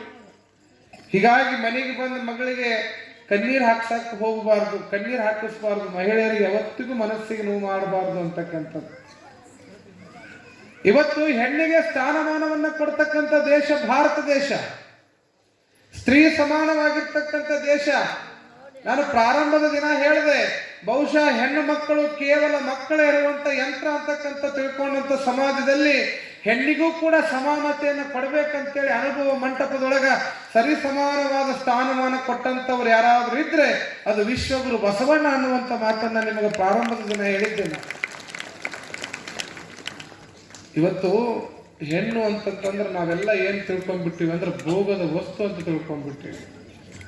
ಹೆಣ್ಣು ಮುಟ್ಟಾದ್ಲು ಅಂತಂತಂದ್ರೆ ಅವಳನ್ನ ದೂರ ಇಡ್ತೀವಿ, ಆದ್ರೆ ಆ ತಾಯಿನೇ ಮುಟ್ಟಾಗ್ಲಿಲ್ಲ ಅಂತಂದ್ರೆ ನೀನೇನು ಜಗತ್ತಿಗೆ ಬರ್ತಿದ್ದು ಅಂತ ಕೇಳ್ತಾರೆ ಬಸವಣ್ಣವರು. ಆ ತಾಯಿ ಮುಟ್ಟು ಕಟ್ಟಲಿಲ್ಲ ಅಂತಂದಿದ್ರ ನೀನ್ ಹೆಂಗೆ ಈ ಜಗತ್ತಿಗೆ ಬರ್ತಿದ್ದೆ? ಉಸಿರು ಕೊಟ್ಟು ಕರಳನ್ನ ಕೊಟ್ಟು ನಮಗೆ ಜೀವವನ್ನ ಕೊಡ್ತಕ್ಕಂಥವ್ರು ತಾಯಿ ಆಗ್ತಾಳೆ ಈ ಜಗತ್ತಿನೊಳಗೆ. ಹೀಗಾಗಿ ಹೆಣ್ಣನ್ನ ಪೂಜಿಸಬೇಕು, ಗೌರವಿಸಬೇಕಂತ 12ನೇ ಶತಮಾನದಿಂದಲೂ ಕೂಡ ಹೆಣ್ಣಿಗೆ ಪ್ರಾಶಸ್ತ್ಯವನ್ನು ಕೊಟ್ಟರು. ಒಬ್ಬ ವೇಶ್ಯ ದೇಹವನ್ನ ಮಾರ್ಕೊಂಡು ಜೀವನ ಮಾಡ್ತಕ್ಕಂಥ ಒಬ್ಬ ಸೂಳೆ ಸಂಕವಿ ಅನುಭವ ಮಂಟಪದೊಳಗೆ ವಚನ ಬರೀತಾಳ ಅಂತಂತಂದ್ರ ಎಷ್ಟರ ಮಟ್ಟಿಗೆ ಅನುಭವ ಮಂಟಪ ಸ್ತ್ರೀ ಸಮಾನವಾಗಿರ್ತಕ್ಕಂಥ ಸ್ಥಾನಮಾನವನ್ನು ಕೊಟ್ಟಿತ್ತು ಅಂತ ನಾವು ಅವಲೋಕನ ಮಾಡ್ಕೊಳ್ಬೇಕಲ್ಲ. ಈ ರೀತಿಯಾಗಿ ಅಕ್ಕ ಮಹಾದೇವಿ ಅನುಭವ ಮಂಟಪಕ್ಕೆ ಬಂದ ಮೇಲೆ ಎಲ್ಲರೂ ಸಂತೋಷ ಪಡ್ತಾರೆ, ಎಲ್ಲ ಶರಣರು ಖುಷಿ ಪಡ್ತಾರ. ಇವತ್ತು ಅನುಭವ ಮಂಟಪ ಪರಿಪೂರ್ಣ ಆತು ಅಂತ. ಕನ್ನಡದ ಮೊದಲ ಕವಿಯತ್ರಿ ಅಂತ ಯಾರನ್ನ ಕರೀತಾರೆ ಹೇಳ್ರಿ? ಅಕ್ಕ ಮಹಾದೇವಿಯನ್ನ ಕನ್ನಡದ ಮೊದಲ ಕವಿಯತ್ರಿ ಅಂತ ಕರೀತಾರೆ. ಅಕ್ಕನ ಒಂದೊಂದು ವಚನಗಳು ಈ ಸಮಾಜವನ್ನು ತಿದ್ದುವಂತ ವಚನಗಳು. ಅಕ್ಕ ಮಹಾದೇವಿ ವಚನಗಳನ್ನು ಇವತ್ತಿಗೂ ಕೂಡ ವಿಶ್ವವಿದ್ಯಾಲಯದೊಳಗೆ ಅಧ್ಯಯನ ಮಾಡ್ತಾ ಇದ್ದಾರೆ. ಇವತ್ತಿಗೂ ಕೂಡ ಅಕ್ಕನ ವಚನಗಳನ್ನ ಬಿಡಿಸ್ಲಿಕ್ಕೆ ಆಗ್ತಾ ಇಲ್ಲ, ಅವುಗಳನ್ನು ತಿಳ್ಕೊಳ್ಳಿಕ್ಕೆ ಆಗ್ತಾ ಇಲ್ಲ. ಅವೆಲ್ಲ ಬೆಳಗಿನ ವಚನಗಳು. ಅಲ್ಲವರು ಮತ್ತು ಅಕ್ಕ ಮಹಾದೇವಿ ವಚನಗಳು ಯಾವತ್ತು ಬೆಳಗಿನ ವಚನಗಳನ್ನ ಕೂಡಿರ್ತಕ್ಕಂಥ ವಚನಗಳನ್ನು ಕೊಟ್ಟವರು ಇಂತಹ ಶರಣರಾಗ್ತಾರೆ. ಈ ರೀತಿಯಾಗಿ ಅನುಭವ ಮಂಟಪ ಪರಿಪೂರ್ಣ ಆಯ್ತು. ಅಕ್ಕ ಮಹಾದೇವಿ, ಚನ್ನಬಸವಣ್ಣ, ಸಿದ್ದರಾಮ ಶಿವಗಳು ಎಲ್ಲರೂ ಕೂಡಿಕೊಂಡು ನಿತ್ಯವೂ ಕೂಡ ಅನುಭವ ಚಿಂತನೆ, ಅನುಭವ ಗೋಷ್ಠಿ, ಕಾಯಕ, ದಾಸೋಹ, ಶಿವಯೋಗ ನಿತ್ಯವೂ ಕೂಡ ಹಿಂಗ ಕಲ್ಯಾಣದೊಳಗೆ ನಡೆದದ. ಹಿಂಗ ಬಸವಣ್ಣ ಎಲ್ಲ ಜಾತಿಯವರಿಗೆ ಸರಿಸಮಾನವಾದ ಸ್ಥಾನಮಾನವನ್ನು ಕೊಟ್ಟಂತದ್ದನ್ನ ಉಳ್ಳವರಿಗೆ ಸಹಿಸ್ಕೊಳ್ಳಿಕ್ಕಾಗಲಿಲ್ಲ. ಏನಾರೇ ಮಾಡಿ ಕಲ್ಯಾಣ ಹೊಡಿಬೇಕಲ್ಲ, ಕಲ್ಯಾಣವನ್ನು ನಾಶ ಮಾಡಬೇಕಲ್ಲ. ಕಲ್ಯಾಣದ ಶರಣರು ಹೀಗೆ ಒಗ್ಗಟ್ಟಾಗಿ ವಚನ ಸಿದ್ಧಾಂತವನ್ನ ಈ ಸಮಾಜಕ್ಕೆ ತಿಳಿಸ್ತಾ ಹೋದ್ರ ಮುಂದಿನ ದಿನಮಾನದೊಳಗೆ ನಮ್ಮ ಅವನತಿಯನ್ನ ನಾವ ಪಡ್ಕೊಂಡಂಗೆ ಆಗ್ತದೆ. ಏನಾರೇ ಮಾಡಿ ಕಲ್ಯಾಣದ ಶರಣರನ್ನ ನಾಶ ಮಾಡಬೇಕಂತ ಒಂದು ತಂಡ ಹಾಯ್ಕೋತ್ ಕುಂತಿತ್ತು ನೋಡ್ರಿ. ಏನಾರ ಒಂದು ಒಳ್ಳೇದು ನಡೆದಾಗ ಕೆಡಿಸ್ಬೇಕನ್ನೋರು ಭಾಳ ಮಂದಿರಿ. 1000 ಲೀಟರ್ ಹಾಲು ನೀವು ಡಬ್ರ್ಯಾಗ ಕಾಸಾಕಿಡ್ರಿ, ಆ ಇಡೀ ಹಾಲು ಕೆಡ್ಸಕ್ಕೆ ಏನ್ ಬೇಕ್ರಿ? 1 ಹನಿ ಉಪ್ಪು, 1 ಹನಿ ನಿಂಬೆ ಹಣ್ಣು ರಸ ಹಿಂಡಿದ್ರೆ ಸಾಕು, ಹಾಲು ಏನಾಗ್ಬಿಡ್ತೈತೆ, ಅದು ಒಡೆದು ಹೋಗ್ತದೆ. ಹಂಗ ಒಳ್ಳೇದನ್ನ ಮಾಡ್ಲಿಕ್ಕೆ ಹೋದಾಗ ಕೆಡಿಸುವವರು ಬಹಳ ಜನ. ಯಾವ್ದಾರ ಒಂದು ದಾರ್ಯಾಗ ನಾವು ಹೊಂಟಿವಿ ಅಂತಂದ್ರೆ ದಾರ್ಯಾಗ ಕಲ್ಲು ಮುಳ್ಳುಗಳು ಬಹಳ ಬರ್ತಾವ. ಹಂಗ ಒಳ್ಳೆಯದನ್ನ ಮಾಡೋ ಮುಂದೆ ಕಷ್ಟಗಳು ಬರ್ತಾವ. ಹಂಗ ಬಸವಣ್ಣನ ವಿಚಾರಧಾರೆಗಳು ಬಹಳ ಒಳ್ಳೆಯವಿದ್ದು, ಆದ್ರೆ ಹೆಂಗರೆ ಮಾಡಿ ಕೆಡಿಸ್ಬೇಕು ಅಂತಕ್ಕಂಥ 4 ಹುಳುಗಳು ಇದ್ದು ರೀ. ಎಲ್ಲಾ ಕಡೆ ಇರ್ತಾವ. ಆ ಹುಳ ಏನಾದ್ರು ನೀವು ತೆಗೆದು ಒಗಿಲಿಲ್ಲ ಅಂತಂದ್ರೆ ಇಡೀ ಮನಿನ ಹಾಳು ಮಾಡ್ತಾವ. ಇಡೀ ಮನಿನ ಏನ್ ಮಾಡ್ತಾವ್ರಿ? ಹಾಳು ಮಾಡ್ತಾವ. ಒಂದು ಬುಟ್ಟಿ ಒಳಗ 100 ಸೇಬು ಹಣ್ಣು ತಗೊಂಡು ಇಟ್ಕೊಂಡಿರ್ತೀರಿ. ಆ 100 ಸೇಬು ಹಣ್ಣಿನೊಳಗೆ 1 ಸೇಬು ಹಣ್ಣು ಕೆಟ್ಟಿತ್ತು ಅಂತಂತಂದ್ರ ಅದೇನ್ ಮಾಡ್ತೈತೆ ಹೇಳ್ರಿ? ಎಲ್ಲ ಹಣ್ಣುಗಳನ್ನ ಕೆಡಿಸ್ತದ. ಹಂಗ ಅವಾಗ ನಾವೇನ್ ಮಾಡ್ಬೇಕು? ಆ ಕೆಟ್ಟಂತ ಹಣ್ಣನ್ನ ತೆಗೆದ ಹೊರಗೋಗಿಬೇಕು. ಹಂಗ ಮನುಷ್ಯನ ಜೀವನದೊಳಗ ಒಳ್ಳೆ ಒಳ್ಳೆ ವಿಚಾರಗಳು ಅಂತಕ್ಕಂಥ ಹಣ್ಣುಗಳಿರ್ಬೇಕು. ಎಲ್ಲರೂ ಒಂದು ಕೆಟ್ಟದಂತ ಹಣ್ಣಿತ್ತು, ಕೆಟ್ಟ ವಿಚಾರಗಳಿರ್ತಕ್ಕಂಥ ಭಾವನೆಗಳಿರ್ತಕ್ಕಂಥ ಹಣ್ಣಿತ್ತು ಅಂದ್ರೆ ಅದನ್ನೇನು ಮಾಡ್ಬೇಕು? ನೀವು ತೆಗೆದು ಒಗಿಬೇಕು. ಅವಾಗ ಹಣ್ಣುಗಳು ಚಲೋ ಇರ್ತಾವ. ಕೆಟ್ಟ ಹಣ್ಣು ಏನಾರ ನೀವು ಇಟ್ಕೊಂಡು ಹೋದ್ರಿ ಅಂತಂದ್ರೆ ಎಲ್ಲ ಹಣ್ಣು ಏನ್ ಮಾಡ್ತದ್ರಿ? ಅದು ಕೆಡಿಸ್ಬಿಡ್ತದ, ಹಾಳು ಮಾಡ್ತದ. ಹಂಗ ಕಲ್ಯಾಣದ ಅಂಗಳದೊಳಗ ಇದೆಲ್ಲವನ್ನು ನೋಡಿರ್ತಕ್ಕಂಥ ಪರಮಾತ್ಮನು ಕೂಡ ಎಂತಹ ಸ್ವರ್ಗಲೋಕ ಕಲ್ಯಾಣ. ಶರಣರೆಲ್ಲ ಕಾಯ್ಕ ಮಾಡೋದು, ದುಡಿಯೋದು. ಒಬ್ಬರು ಭಿಕ್ಷೆ ಬೇಡವ್ರಿಲ್ಲ, ಒಬ್ರು ಖಾಲಿ ಕಟ್ಟಿ ಕುಂಡ್ರವ್ರು ಇಲ್ಲ. ಎಲ್ಲರೂ ದುಡಿಯೋದು, ಕೆಲಸ ಮಾಡೋದು, ದಾಸೋಹ ಮಾಡೋದು. ಇದ ನಡೆದಿತ್ತು. ಒಂದು ದಿನ ಬಿಜ್ಜಳನ ಆಸ್ಥಾನದಿಂದ ಕಾರಣಿಕನಾಗಿರ್ತಕ್ಕಂಥ ಪ್ರಧಾನಮಂತ್ರಿ ಆಗಿರ್ತಕ್ಕಂಥ ಬಸವಣ್ಣ ತನ್ನ ಕೆಲಸ ಕಾರ್ಯಗಳನ್ನು ಮುಗಿಸಿ ಸಾಯಂಕಾಲದ ಸಮಯ ಅನುಭವ ಮಂಟಪದ ಕಡೆಗೆ ಹಿಂಗ ರಾಜಬೀದಿ ಒಳಗೆ ಬರ್ತಿರ್ತಾನೆ. ಬಸವಣ್ಣ ರಾಜಬೀದಿ ಒಳಗೆ ಅಶ್ವಾರೂಢನಾಗಿ ಬರುವಂತ ಸಂದರ್ಭ. ಅದ ರಾಜಬೀದಿ ಒಳಗ ನಿತ್ಯವೂ ಕೂಡ ಚರ್ಮವನ್ನ ಹದ ಮಾಡಿ ಪಾದುಕೆಗಳನ್ನ, ಚಪ್ಪಲಿಗಳನ್ನ ಮಾಡ್ತಕ್ಕಂತಹ ಸಮಗಾರ ಹರಳಯ್ಯನವರು ಅದ ರಾಜಬೀದಿ ಒಳಗೆ ಹೊಂಟಿರ್ತಾರೆ. ಯಾರಿಗೋ ಪಾದುಕೆಗಳನ್ನ ಕೊಟ್ಟು ಬರ್ಬೇಕಂತ ಹೊಂಟಿರ್ತಾರೆ. ಯಾರು? ಸಮಗಾರ ಹರಳಯ್ಯನವರು. ಸಮಗಾರ ಹರಳಯ್ಯನವರು ಕಾಯಕ ಏನ್ ಹೇಳ್ರಿ? ಚರ್ಮವನ್ನು ಹೊಸದು ಕಾಲಿನೊಳಗೆ ಹಾಕೋತಿರಲ್ಲ, ಏನಂತೀರಿ ಅವಕ್ಕ? ಪಾದರಕ್ಷೆ, ಚಪ್ಪಲಿಗಳನ್ನು ಮಾಡ್ತಕ್ಕಂಥ ಕಾಯಕ ಸಮಗಾರ ಹರಳಯ್ಯನವರು. ಯಾವಾಗ ಸಮಗಾರ ಹರಳಯ್ಯನವರು ಯಾವುದೋ ಪಾದಕೆಗಳನ್ನು ಮಾಡಿದವರಿಗೆ ಕೊಟ್ಟು ಬರುವಂತಹ ರಾಜಬೀದಿ ಒಳಗ ಬಸವಣ್ಣನವರು ಬರಾಕತ್ತಾರ ಅನ್ನುವಂಥ ಸುದ್ದಿ ಕಿವಿಗೆ ಬಡ್ದಿದ್ದ ತಡ ಸಮಗಾರ ಹರಳಯ್ಯನವರು ಅಲ್ಲೇ ನಿಂತುಕೊಂಡ್ರು ಮರಿಗೆ. ಬಸವಣ್ಣನ ದರ್ಶನ ಮಾಡ್ಕೋಬೇಕು ಇವತ್ತ. ಅಪ್ಪ ನಮ್ಮಪ್ಪ ಬಸವಣ್ಣ ಬರಾಕತ್ತಾನ, ಅವನ ದರ್ಶನ ಮಾಡ್ಕೋಬೇಕಂತ ತಿಳ್ಕೊಂಡು ಸಮಗಾರ ಹಳ್ಳೆಯನವರು ಅಲ್ಲೇ ರಾಜ ಬೀದಿಯ ರಸ್ತೆ ಬದಿ ಒಳಗ ಕಾಯ್ಕೊಂತ ನಿಂತಾರ. ಎಂತ ಶುಭಗಳಿಗೆ ಬಸವಣ್ಣ ನೋಡಬೇಕಂತ ಹರಳೆಯನವರು ಕಾತರತೆಯಿಂದ ನಿಂತಂತ ಸಂದರ್ಭದೊಳಗ ಕೆಲವೇ ನಿಮಿಷದಲ್ಲಿ ಬಸವಣ್ಣವರು ಕುದುರೆ ಮ್ಯಾಗ ರಾಜ ಬೀದಿ ಒಳಗೆ ಬರ್ತಾರೆ. ಯಾವಾಗ ಬಸವಣ್ಣ ಕುದುರೆ ಮೇಲೆ ಬಂದ ತಕ್ಷಣ ಹರಳೆಯನವರು ಬಸವಣ್ಣನನ್ನು ನೋಡಿದ ತಕ್ಷಣ ಬಿಜ್ಜಳನ ಕರಣಿಕನೇ, ಅನುಭವ ಮಂಟಪದ ಒಡೆಯನೇ, ಅಪ್ಪ ಬಸವಣ್ಣ ಶರಣು ಅಂತಕ್ಕಂಥ ಮಾತನ್ನ ಹರಳೆಯನವ್ರು ಏನಂತಾರ, ಬಸವಣ್ಣಗ ಶರಣು ಬಸವಣ್ಣ ಅಂತಾರ. ಯಾವಾಗ ಹರಳೆಯನವರು ಶರಣು ಅಂತಂದ್ರು ಆ ಕ್ಷಣಕ್ಕನ ಕುದುರೆ ಮೇಲೆ ಕೂತಂತ ಬಸವಣ್ಣ ಕೆಳಗಿಳಿದು ನಿಜ ಶರಣರಾದ ಸಮಗಾರ ಹರಳೆಯನವರಿಗೆ ಶರಣು ಶರಣಾರ್ಥಿ ಅಂತಕ್ಕಂಥ ಮಾತನ್ನ ಬಸವಣ್ಣವರು ಅಂತಾರೆ. ಯಾವಾಗ ಬಸವಣ್ಣ ಶರಣು ಶರಣಾರ್ಥಿ ಅಂದು ಆ ಕ್ಷಣಕ್ಕೆ ಕುದುರೆ ಹತ್ಕೊಂಡು ಹೋದ್ರು ಹರಳೆಯನವರಿಗೆ ಪ್ರಪಾತನೆ ಮೈ ಮೇಲೆ ಬಿದ್ದಂಗೆ ಆಗಿಬಿಡ್ತು. ಯಾಕ ಭೂಮಂಡಲವೇ ಮೈ ಮೇಲೆ ಬಿದ್ದಂಗ ಆತು ಅಂತಂದ್ರ ಹರಳೆಯನವರು ವಿಚಾರ ಮಾಡ್ತಾರ ಏನಂತ, ನಮ್ಮಪ್ಪ ಬಸವಣ್ಣ ನಾನು ಒಂದು ಶರಣು ಅಂತಂತಂದ್ರ ನನಗೆ ಶರಣು ಶರಣಾರ್ಥಿ ಹರಳೆಯ ಅಂದ್ಬಿಟ್ನಲ್ಲ. ನಾನು ಅಂದಿದ್ದು ಒಂದು ಶರಣು, ಬಸವಣ್ಣ ನನಗ ಶರಣು ಶರಣಾರ್ಥಿ ಅಂದ್ರೆ ಒಂದು ಶರಣು ನನ್ನ ತಲೆ ಮೇಲೆ ಇಟ್ಟು ಹೋಗ್ಬಿಟ್ನಲ್ಲಪ್ಪ, ಎಂತ ಘಾತ ಆತು ಅಂತಕ್ಕಂಥ ಭಾವನೆ ಒಳಗ ಹರಳೆಯನವರು ಅಲ್ಲೇ ನಿಂತು ಬಿಡ್ತಾರೆ. ನೋಡ್ರಿ ಶರಣರ ಮನಸ್ಸು ಎಷ್ಟು ಸೂಕ್ಷ್ಮ ಅದ. ಹೀಗೆ ಬಸವಣ್ಣವರು ಶರಣು ಶರಣಾರ್ಥಿ ಅಂದು ಹೋದ ಮೇಲೆ ಹರಳೆಯ ಅಲ್ಲೇ ನಿಂತು ಬಿಟ್ಟ. ಹೊತ್ತು ಮುಳಿತು ಚಿಂತೆ ಮಾಡ್ಕೊಂತ ನಿಂತ, ನೋವಿನೊಳಗೆ ನಿಂತ. ಯಾಕ ನಮ್ಮಪ್ಪ ಬಸವಣ್ಣ ನಮಗೆಲ್ಲ ದಾರಿದೀಪ ಆದಂತಹ ನೊಂದ ದೀನ ದಲಿತರ ಬದುಕಿಗೆ ದಾರಿ ಆದಂತ ಬಸವಣ್ಣ ನನಗೆ ಇವತ್ತು ಶರಣು ಶರಣಾರ್ಥಿ ಅಂತಕ್ಕಂಥ ಮಾತನ್ನ ಹೇಳಿಬಿಟ್ನಲ್ಲ, ಈ ಭಾರ ಹೆಂಗೆ ಇಳಿಸ್ಕೊಳ್ಳೋದು ಅಂತ ಚಿಂತೆ ಹಿಡ್ಕೊಂಡು ನಿಂತ ಹರಳೆಯ. ಹಿಂಗೆ ಹರಳೆಯ ಚಿಂತೆ ಹಿಡ್ಕೊಂಡು ನಿಂತಾನ. ಸೂರ್ಯ ಮುಳುಗಿದ್ರು ಕೂಡ ಮನೆ ಕಡೆ ಹೋಗಲಿಲ್ಲ, ಅಲ್ಲೇ ಕುಸದ ಕೆಳಗೆ ಬಿದ್ದು ಬಿಟ್ಟಾನ ಹರಳೆಯ. ಹಿಂಗ ಶರಣಾದಂತ ಹರಳೆಯ ಕುಸದ ಬಿದ್ದು ಅಲ್ಲೇ ಚಿಂತೆ ಮಾಡ್ಕೊಂತ ನನಗೇನಾಗ್ತಿದ್ದು ಏನಾಯ್ತು, ಎಂತ ಅನ್ಯಾಯ ಆಗ್ಬಿಡ್ತು, ಕಾತಾತಲ್ಲ ಅಂತೇಳಿ ನೋವಿನೊಳಗೆ ನೋವು ಪಡ್ಕೊಂತ ಅಲ್ಲೇ ಕುಸದ್ ಬಿದ್ದಾನ. ಮನೆಯಾಗಿರುವಂತ ಹೆಂಡತಿ ಸಮಗಾರ ಹರಳೆಯನ ಹೆಂಡತಿ ಯಾರು, ಕಲ್ಯಾಣಮ್ಮ. ನನ್ನ ಗಂಡನಾದಂತ ಹರಳೆಯ ಕಾಯಕಕ್ಕೆ ಹೋದವ ಹೊತ್ತು ಮುಳುಗಿದ್ರು ಇನ್ನೂ ಮನೆ ಕಡೆ ಬಂದಿಲ್ಲಲ್ಲ, ಏನಾತು ನನ್ನ ಗಂಡನಿಗೆ ಏನಾತು ಅಂತ ತಿಳ್ಕೊಂಡು ಅವ ಹೋದ ದಾರಿ ಒಳಗನ ನೋಡ್ಕೊಂತ ಬಂದ್ಲು ಯಾರು, ಕಲ್ಯಾಣಮ್ಮ.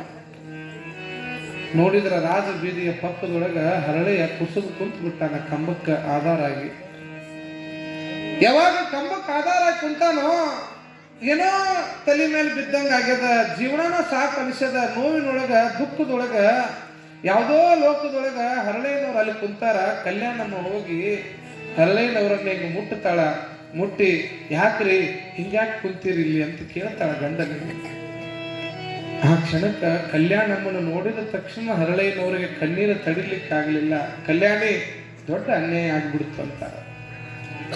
ಎಂತ ದೊಡ್ಡ ಆಘಾತ ಆಗ್ಯದ ಕಲ್ಯಾಣಿ ಅಂತಂದ್ರ, ನಾನು ಇವತ್ತು ಜೀವನ ಉಳಿಸ್ಕೋಬಾರ್ದು, ನನಗೆ ಜೀವನನ ಸಾಕಾಗಿ ಬಿಟ್ಟದ, ನನಗೆ ಏನಾದ್ರೂ ಮಾಡಿ ಭಗವಂತ ಕರ್ಕೋಬಾರ್ದ ಈ ಜಗತ್ತಿನಿಂದ ಅಂತಕ್ಕಂಥ ಮಾತನ್ನ ಕಲ್ಯಾಣಮ್ಮಗ ಹರಳೆಯ ಹೇಳ್ತಾನೆ.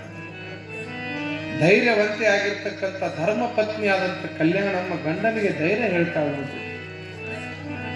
ಗಂಡ ಸೋತಾಗ ಧೈರ್ಯವನ್ನ ಹೇಳ್ತಕ್ಕಂಥವಳೆ ನಿಜವಾದ ಹೆಂಡತಿ. ಅದಕ್ಕೆ ಈಕೆಗೆ ಧರ್ಮ ಪತ್ನಿ ಅಂತ ಕರೀತಾರೆ. ಏನೇ ಕಷ್ಟ ಬರಲಿ, ಸುಖ ಬರಲಿ, ದುಃಖ ಬರಲಿ, 7 ಜನ್ಮದೊಳಗೆ ನೀನೇ ನನ್ನ ಗಂಡ, ನೀನೇ ನನ್ನ ಸರ್ವಸ್ವ, ನಿನ್ನ ಬಿಟ್ಟರೆ ಯಾರನ್ನೂ ಕೂಡ ನಾನು ಕಣ್ಣೆತ್ತಿಯೂ ಕೂಡ ನೋಡಲ್ಲ ಅಂತ ಹೇಳಿ ಗಂಡನ ಪ್ರತಿ ಹೆಜ್ಜೆಯೊಳಗೂ ಕೂಡ ಹೆಜ್ಜೆಯನ್ನು ಹಾಕಿ ಕಷ್ಟ ಬಂದ್ರ, ಸುಖ ಬಂದ್ರ, ದುಃಖ ಬಂದ್ರ ಎಲ್ಲನೂ ಸರಿ ಸಮಾನವಾಗಿ ಹಂಚ್ಕೊಂಡು ಹೋಗುವವಳೆ ನಿಜವಾದ ಧರ್ಮ ಪತ್ನಿ ಆಗ್ತಾಳೆ. ಈ ಜಗತ್ತಿನೊಳಗೆ ಧರ್ಮ ಪತ್ನಿ ಆಗ್ತಾಳೆ. ಗಂಡನಿಗೆ ಸುಖ ಇದ್ದಾಗಷ್ಟೇ ನೀ ಚಲೋ, ನನ್ನ ಗಂಡ ಭಾಳ ಚಲೋ ಅಂತ ಹೊಗಳೋದು, ಅವ್ನಿಗೆ ಏನಾದ್ರು ಸ್ವಲ್ಪ ತ್ರಾಸ ಆಗೈತಿ, ಕಷ್ಟ ಆಗೈತಿ, ತೊಂದರೆ ಆಗೈತಿ ಅಂತಂದ್ರೆ ಬಿಟ್ಟು ತವ್ರ ಮನೆಗೆ ಹೋಗೋದು ನಿಜವಾದ ಧರ್ಮ ಪತ್ನಿಯರ ಕೆಲಸ ಅಲ್ಲ. ಯಾರಿಗೆ ಧರ್ಮ ಪತ್ನಿ ಅಂತಾರ ಅಂತಂತಂದ್ರ, ಯಾವ ಕಟ್ಕೊಂಡ ಗಂಡ ಕಷ್ಟದಾಗಿದ್ರು ಕೂಡ ಹೆದರಾಕ್ ಹೋಗಬೇಡ ಗಂಡ, ನಿನ್ನ ಹಿಂದೆ ನಾ ಅದೀನಿ, ನಿನ್ನ ಜೊತೆಗೆ ನಾ ಇರ್ತೀನಿ ಅಂತ ಯಾರು ಧೈರ್ಯ ಹೇಳ್ತಾರಲ್ಲ ಅವರ ನಿಜವಾದ ಧರ್ಮ ಪತ್ನಿಯರು ಅಂತ ಅನ್ಸ್ಕೊಳ್ತಾರೆ. ಅಂತಹ ಧರ್ಮ ಪತ್ನಿ ಕಲ್ಯಾಣಮ್ಮ ಆಗಿದ್ರು. ಕುಸಿದು ಬಿದ್ದಂತ ಗಂಡನಿಗೆ ಧೈರ್ಯ ಹೇಳ್ತಾಳೆ, ಹೆದರಕ್ಕೆ ಹೋಗ್ಬೇಡ್ರಿ, ಏನಾಗೈತಿ ಅಂತದ್ದು, ಜೀವ ಕಳ್ಕೊಳ್ಳುವಂಥದ್ದು ಏನಾಗ್ಯದ, ಯಾಕೆ ನೀವು ಜೀವ ಕಳ್ಕೊತೀನಿ ಅಂತೀರಿ, ಏನಾಗ್ಯದ ಹೇಳ್ರಿ, ಅದನ್ನ ನಾನು ಸರಿ ಮಾಡ್ತೀನಿ ಅಂತಕ್ಕಂಥ ಧೈರ್ಯವನ್ನ ಗಂಡನಾದಂತ ಸಮಗಾರ ಹರಳಿಯನಿಗೆ ಕಲ್ಯಾಣಮ್ಮ ಹೇಳಾಕತ್ತಾಳ.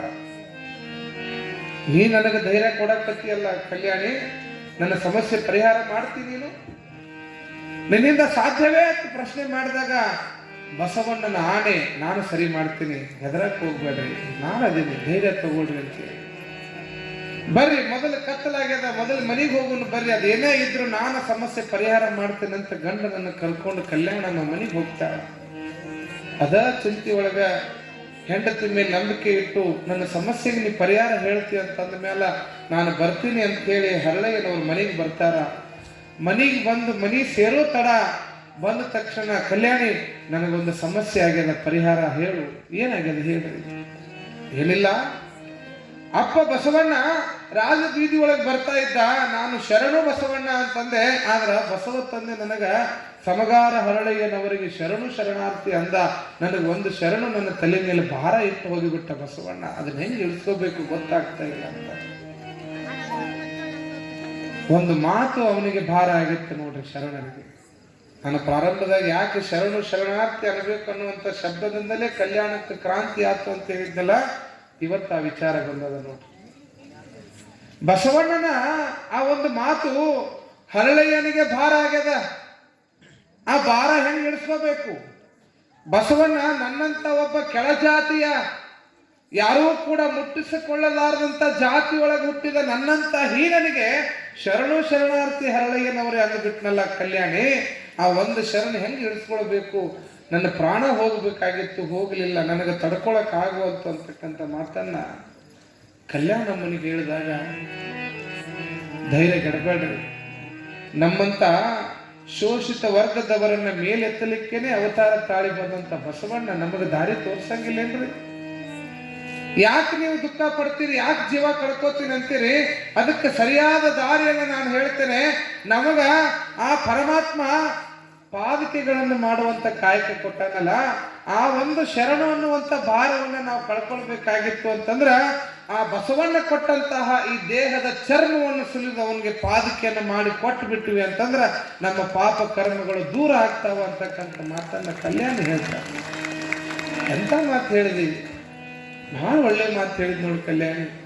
ನನ್ನ ಜೀವ ಉಳಿಸ್ದಂಗ ಆತ್ ನೀನು, ಆತು, ಈಗ ನನ್ನ ಅಪ್ಪ ಬಸವಣ್ಣನಿಗೆ ನನ್ನ ಚರ್ಮವನ್ನು ಸುಲಿದು ಪಾದಕೆ ಮಾಡ್ತೀನಿ ಅಂತೇಳಿ ಮುಂದೆ ಆಗ್ತಾಳ. ಅವಾಗ ಕಲ್ಯಾಣ ಅಂತಾಳ, ಏನ್ರಿ ಇದು, ನಿಮ್ಮಷ್ಟ ಚರ್ಮ ಬೇಕಾಗಿಲ್ಲ, ನಾನು ನಿಮ್ಮ ಕಷ್ಟ ಸುಖ ದುಃಖಗಳಿಗೆ ಸರಿಸಮಾನವಾಗಿದ್ದಕ್ಕೆ ನೀವಷ್ಟ ನಿಮ್ಮ ಚರ್ಮ ಸುಲಿದು ಕೊಟ್ರೆ ಹೆಂಗ, ನಂದೂ ಕೂಡ ಅದರಾಗ ಪಾಲು ಮುಟ್ಟಬೇಕು, ಅದಕ್ಕೆ ನನ್ನ ಚರ್ಮವನ್ನು ತೆಗೆದುಕೊಳ್ರಿ ಅಂತಕ್ಕಂಥ ಮಾತನ್ನ ಕಲ್ಯಾಣಮ್ಮ ಹೇಳ್ತಾಳೆ. ಅವಾಗ ಶರಣ ದಂಪತಿಗಳಾದಂಥ ಸಮಗಾರ ಹರಳಯ್ಯ ಕಲ್ಯಾಣಮ್ಮ ಬೆಳಗಿನ ಜಾವ ಎದ್ದು ಸ್ನಾನ ಪೂಜಾದಿಗಳನ್ನು ಮುಗಿಸ್ತಾರೆ. ಲಿಂಗ ಪೂಜೆಯನ್ನು ಮುಗಿಸಿ ಬಸವ ಬಸವ ಬಸವ ಅನ್ಕೊಂತ ಹರಳಯ್ಯನವರ ಬಲ ತೊಡೆಯ ಚರ್ಮವನ್ನ ಹರಳಯ್ಯನವರು ಹರಿತಾಗಿರ್ತಕ್ಕಂತಹ ಕಥೋರಿಯಿಂದ ತಮ್ಮ ಚರ್ಮವನ್ನು ತೆಗಿತಾರೆ. ಒಂದು ಕಡೆಗೆ ಕಲ್ಯಾಣಮ್ಮ ತನ್ನ ಎಡತೊಡೆಯ ಚರ್ಮವನ್ನ ತಾನು ತೆಗಿತಾಳ. ತಮ್ಮ ತೊಡೆಯ ಚರ್ಮದಿಂದ ಸುಂದರವಾದಂತ ಪಾದಕೆಗಳನ್ನು ಮಾಡಕತ್ತಾರೆ. ಯಾರು? ಸಮಗಾರ ಹರಳಯ್ಯ ಮತ್ತು ಕಲ್ಯಾಣಮ್ಮ. ನಮ್ಮ ದೇಹಕ್ಕೆ ಬರೇ ಒಂದು ಮಂಗಳಾರತಿ ಮಾಡೋ ಮುಂದೆ ಬರೇ ಊದಿನ ಕಡ್ಡಿ ಚುಚ್ಚಿದ್ರೆ ಸಾಕು, ಯವ್ವಾ ಯಪ್ಪ ಅಂತ ಚೀರಾಡ್ತೀವಿ ನಾವೆಲ್ಲ. ಆದ್ರ ದೇಹದೊಳಗ ಅತೀ ಮೃದುವಾಗಿರ್ತಕ್ಕಂಥ ಜಾಗ ಯಾವ್ದು ಹೇಳ್ರಿ? ತೊಡೆಯ ಚರ್ಮ ಬಹಳ ಮೃದು ಇರ್ತಕ್ಕಂಥದ್ದು.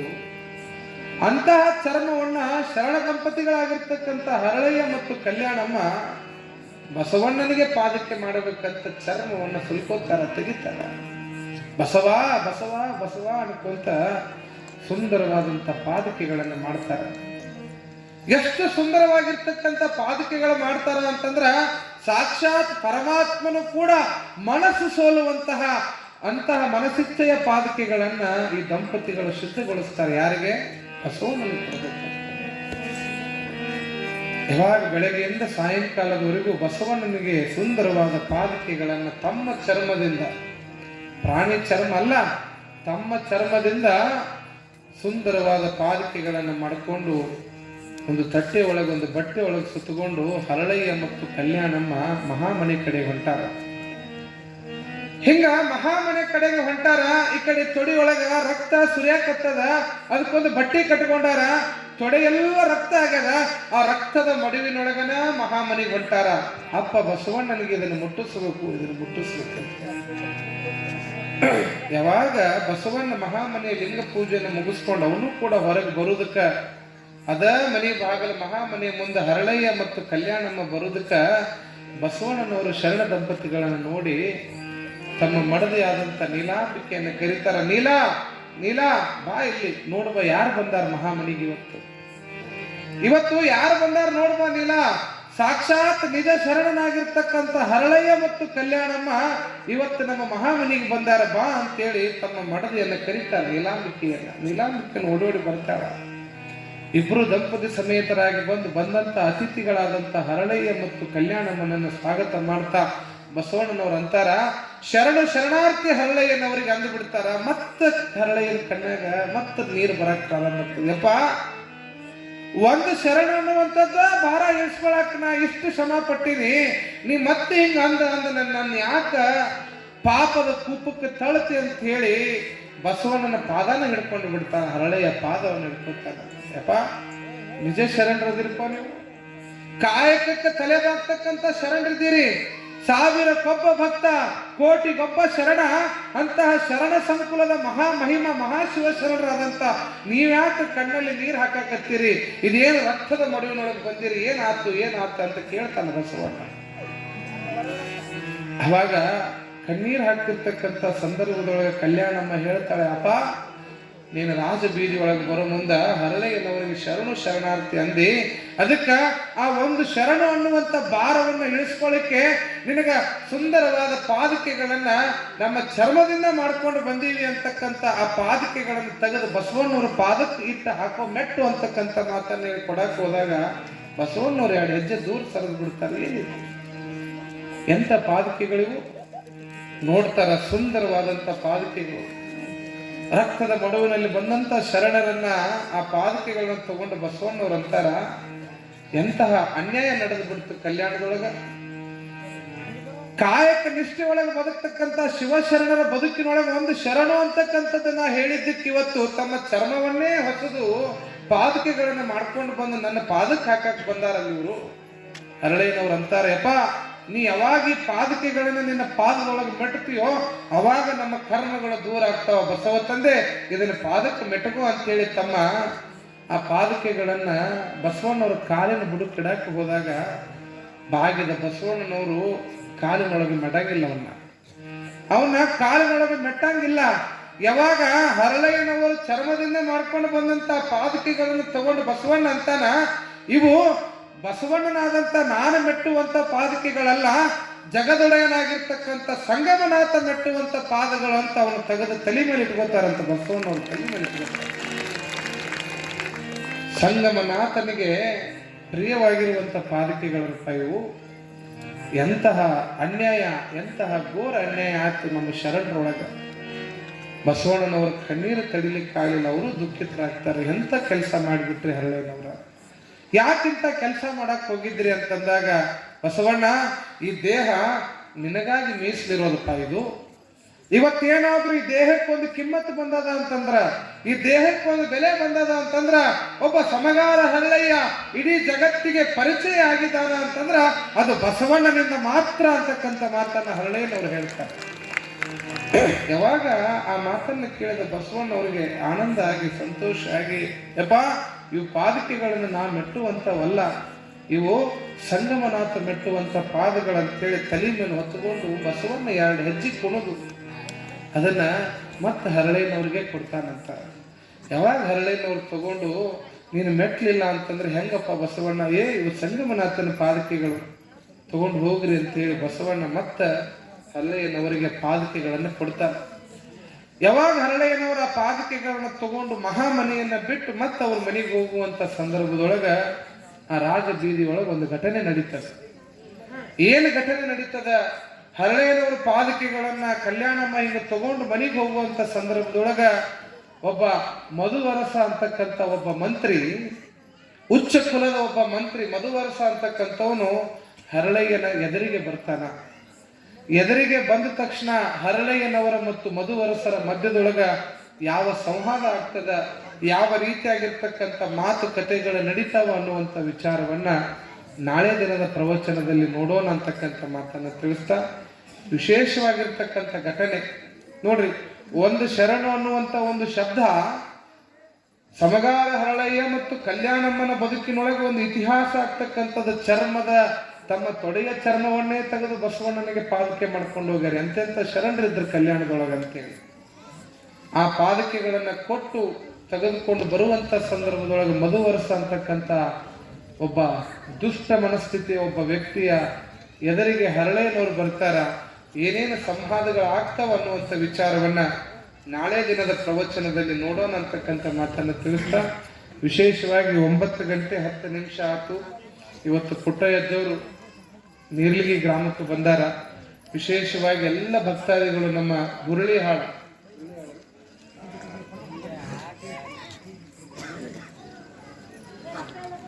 ಹುರುಳಿಹಾಳದ ಸದ್ಭಕ್ತರು ಬಂದು ಇವತ್ತು ಗ್ರಂಥ ಪೂಜೆಯನ್ನು ಮಾಡಿ ಇವತ್ತು ನಮ್ಮ ಕಾರ್ಯಕ್ರಮಕ್ಕೆ ಚಾಲನೆ ಕೊಟ್ಟಿದ್ದಾರೆ. ಅವ್ರಿಗೊಂದು ಜೋರಾದ ಚಪ್ಪಾಳೆಯನ್ನು ತಟ್ಟಿ ಅವ್ರಿಗೆ ಅಭಿನಂದನೆಗಳನ್ನು ಸಲ್ಲಿಸಬೇಕು.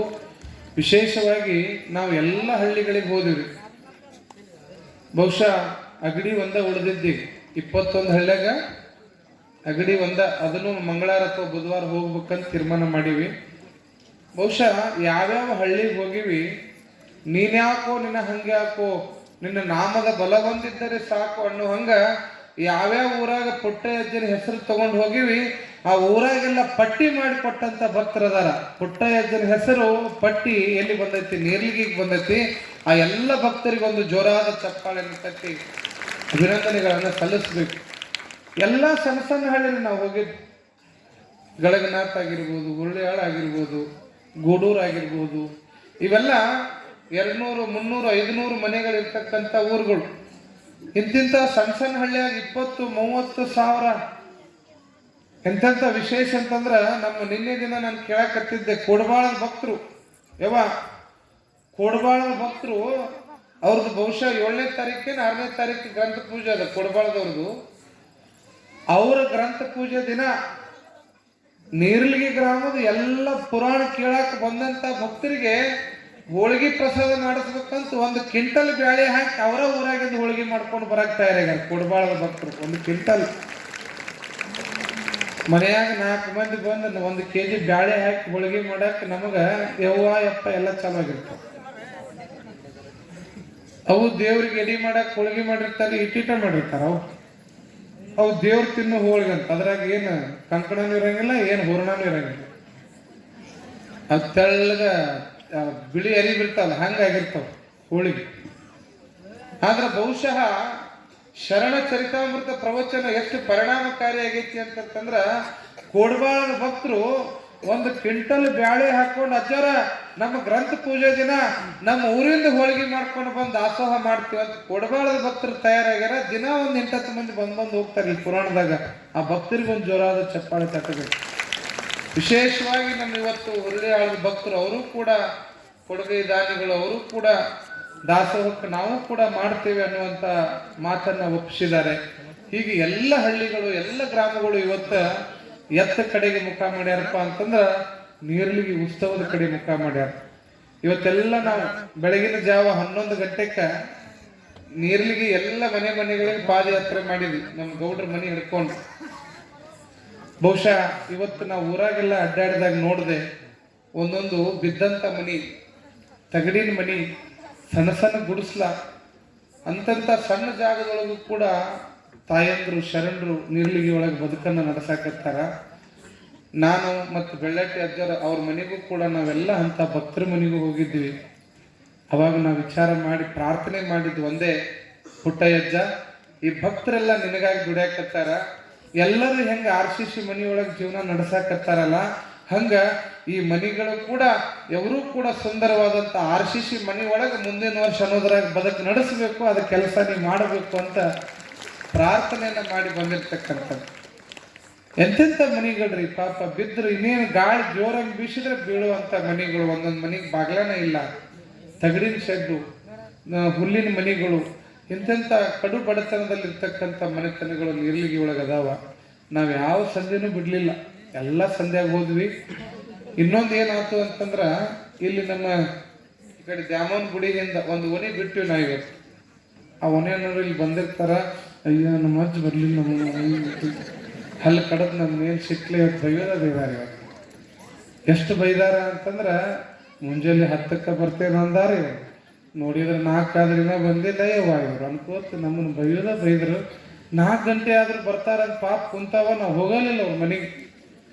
ಇನ್ನೂ ಎಷ್ಟು ಬೈದಿರಕ್ಕಿಲ್ಲ ಹೇಳಿ ನೋಡೋಣ ಅವರು. ಅದಕ್ಕೆ ಬೆಳ್ಳಟ್ಟಿ ಅಪ್ಪವರು ಬೆಳಗ್ಗೆಯಿಂದ ನಾವು ಪ್ರಸಾದ ಮಾಡಿದ್ದಿಲ್ಲ.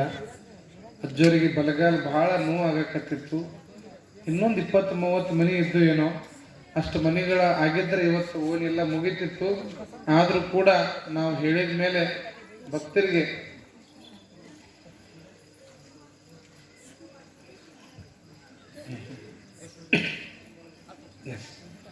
ಅದಕ್ಕೆ ನಾನು ಅವ್ರಿಗೆಲ್ಲ ನಮ್ಮ ತಾಯಂದ್ರಿಗೆ ಕೈ ಮುಗಿದು ಕೇಳ್ಕೊಂಡೆ, ಯವ್ವ ನಮ್ಮ ಮೇಲಂತೂ ಸಿಟ್ಟಾಗಕ್ಕೆ ಹೋಗ್ಬೇಡ್ರಿ ಅವ್ವ, ನಾವು ನಿಮ್ಮ ಮನೆಗೆ ನಾಳೆ ಬರ್ತೀವಿ ಅಂತಕ್ಕಂಥ ಮಾತನ್ನು ಹೇಳಿದ್ವಿ. ಅದು 2 ದಿನ ಅಲ್ಲ 4 ದಿನ ಆಗಲಿ ನೀರಿಲಿಗೆ ಎಲ್ಲ ಮನೆಗೂ ನಾವು ಪಾದ ಹಾಕತ್ತೀವಿ, ಎಲ್ಲರ ಮನೆಗೆ ಬರತ್ತೀವಿ, ಯಾರೂ ಚಿಂತೆ ಮಾಡೋ ಅವಶ್ಯಕತೆ ಇಲ್ಲ.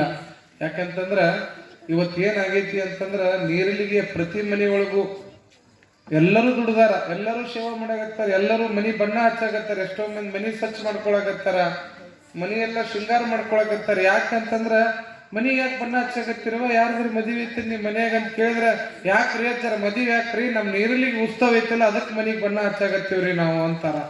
ಅಷ್ಟು ಹಬ್ಬದ ವಾತಾವರಣ. ಎಲ್ಲರ ಮನಸ್ಸಿನೊಳಗೂ ಕೂಡ ನೀರಿಲಿಗೆ ಉತ್ಸವ ಯಶಸ್ವಿ ಮಾಡಬೇಕು, ದುಡಿಬೇಕಂತೇಳಿ ಎಲ್ಲ ತಾಯಂದರು ಶರಣರು ಮನೆ ಮುಂದೆ ಚಂದ ರಂಗೋಲಿ ಹಾಕಿ, ನಮಗೆಲ್ಲ ಹೂವಿನ ಮಾಲೆ ಹಾಕಿ, ಗೌರವ ಕೊಟ್ಟು, ಪಾದಕ್ಕೆ ನೀರು ಹಾಕಿ, ಎಷ್ಟು ಚಂದ ಇವತ್ತೆಲ್ಲ ಕೆಲಸಗಳನ್ನು ಬದಿಗಿಟ್ಟು ನಮ್ಮನ್ನು ಪ್ರೀತಿಯಿಂದ ಬರಮಾಡಿಕೊಂಡಂತಹ ಎಲ್ಲ ಸದ್ಭಕ್ತರಿಗೂ ಪುಟ್ಟಯ್ಯಜ್ಜನ ಆಶೀರ್ವಾದ ಸದಾಕಾಲ ಇರ್ತದ. ನಿಮ್ಮ ಮನೆತನಗಳು ಬೆಳೀತಾವೆ ಅಂತಕ್ಕಂಥ ಮಾತನ್ನ, ನಿಮ್ಮ ಮನೆತನಗಳ ಅಭಿವೃದ್ಧಿ ಆಗಲಿ, ನಿಮ್ಮೆಲ್ಲ ಕಷ್ಟಗಳು ದೂರ ಆಗಲಿ ಅಂತಕ್ಕಂಥ ಪ್ರಾರ್ಥನೆ ಮಾಡ್ತಾ, ಮತ್ತೇನು ಇವತ್ತು ಉಳಿದ ಮನೆಗೆ ನಾವು ಮತ್ತೆ ನಾಳೆ ಬೆಳಿಗ್ಗೆ ಬರ್ತೀವಿ. ನಾಳೆಯಿಂದ ಮತ್ತೆ ಎಲ್ಲ ಮನೆಗಳನ್ನು ಪೂರೈಸಿ ನಾಳೆ ಯಾವ್ಯಾವ ಓಣಿಗೆ ಬರ್ತೀವಿ ಅನ್ನುವಂಥದ್ದನ್ನು ಆಮೇಲೆ ತದನಂತರದಲ್ಲಿ ಅನೌನ್ಸ್ ಮಾಡ್ತೀವಿ ಅನ್ನುವಂಥ ಮಾತನ್ನು ತಿಳಿಸಿ, ವಿಶೇಷವಾಗಿ ಬಸವೇಶ್ವರ ಕಮಿಟಿ ಹುರುಳಿಯಾಳ ನೋಡ್ರಿ, ಬಸವಣ್ಣನ ಪುರಾಣ ನಡೆದೈತಿ. ಹುರುಳಿಯಾಳದ ಬಸವೇಶ್ವರ ಕಮಿಟಿಯವರು ನೀರ್ಲಿಗೆಯ ಉತ್ಸವಕ್ಕೆ ದಾಸೋಹಕ್ಕಂತ ಹೇಳಿ 10,001 ರೂಪಾಯಿಯನ್ನು ಕಾಣಿಕೆಯಾಗಿ ನೀಡಿದ್ದಾರೆ. ಜೋರಾದ ಚಪ್ಪಾಳೆ ಹುರುಳಿಯಾಳದ ಸದ್ಭಕ್ತರಿಗೆ. ಹಾಗೆ ನಾಳೆ ದಿನ ಅಂಕಲಿ ಗ್ರಾಮದವ್ರದ್ದು ಗ್ರಂಥ ಪೂಜೆ ಅದ. ಹೀಗಾಗಿ ಅಂಕಲಿ ಗ್ರಾಮದ ಸದ್ಭಕ್ತರು ದಾಸೋಹಕ್ಕಂತೇಳಿ ನಾಳೆಯ ದಾಸೋಹಕ್ಕೆ 20,100 ರೂಪಾಯಿನ ದೇಣಿಗೆಯಾಗಿ ನೀಡಿದ್ದಾರೆ. ಅವ್ರಿಗೂ ಜೋರಾದ ಚಪ್ಪಾಳೆಯ ಅಭಿನಂದನೆಯನ್ನು ತಾವೆಲ್ಲ ಸಲ್ಲಿಸಬೇಕು. ಹಾಗೆ ವಿಶೇಷವಾಗಿ ಕೇವಲ ಹುರುಳಿಹಾಳದವರು ದಾಸೋಹಕ್ಕೆ 10,000 ರೂಪಾಯಿ ಕೊಡೋದಲ್ಲದೆ ಮಾಲ್ತೇಶ್ ಬನ್ನಿಮಟ್ಟಿ ಸಾಕಿನ ಹುರುಳಿಯಾಳ ಇವರು ಶರಣ ದಂಪತಿಗೆ 5,001 ರೂಪಾಯಿನ ಕೊಟ್ಟಿದ್ದಾರೆ. ಜೋರಾದ ಚಪ್ಪಾಳೆ. ಹಾಗೆ ನಾಗಪ್ಪ ಗೊಂದಿಯವರು, ಅವರು ಕೂಡ ಹುರುಳಿಯಾಳ ಸದ್ಭಕ್ತರು, ಅವರು 5,001 ರೂಪಾಯಿನ ಶರಣ ದಂಪತಿಗೆ ಕೊಟ್ಟಿದ್ದಾರೆ. ಹಾಗೆ ರಾಜಶೇಖರ್ ನಾಗೇಂದ್ರಪ್ಪ ಬನ್ನಿಮಟ್ಟಿ ಇವರು ಕೂಡ 5,001 ರೂಪಾಯಿನ ನೀಡಿದ್ದಾರೆ. ಹಾಗೆ ಮಂಜುನಾಥ್ ಗುಡ್ಡಪ್ಪ ಬ್ಯಾಲುನ್ಸಿ ಇವರು ಕೂಡ 5,001 ರೂಪಾಯಿನ ಕೊಟ್ಟಿದ್ದಾರೆ. ಜೋರಾದ ಚಪ್ಪಾಳೆ. ಹಾಗೆ ರಾಜಪ್ಪ ಅಂಬಿಗೇರ್ ಇವರು ಕೂಡ 5,001 ರೂಪಾಯಿನ ಕೊಟ್ಟಿದ್ದಾರೆ.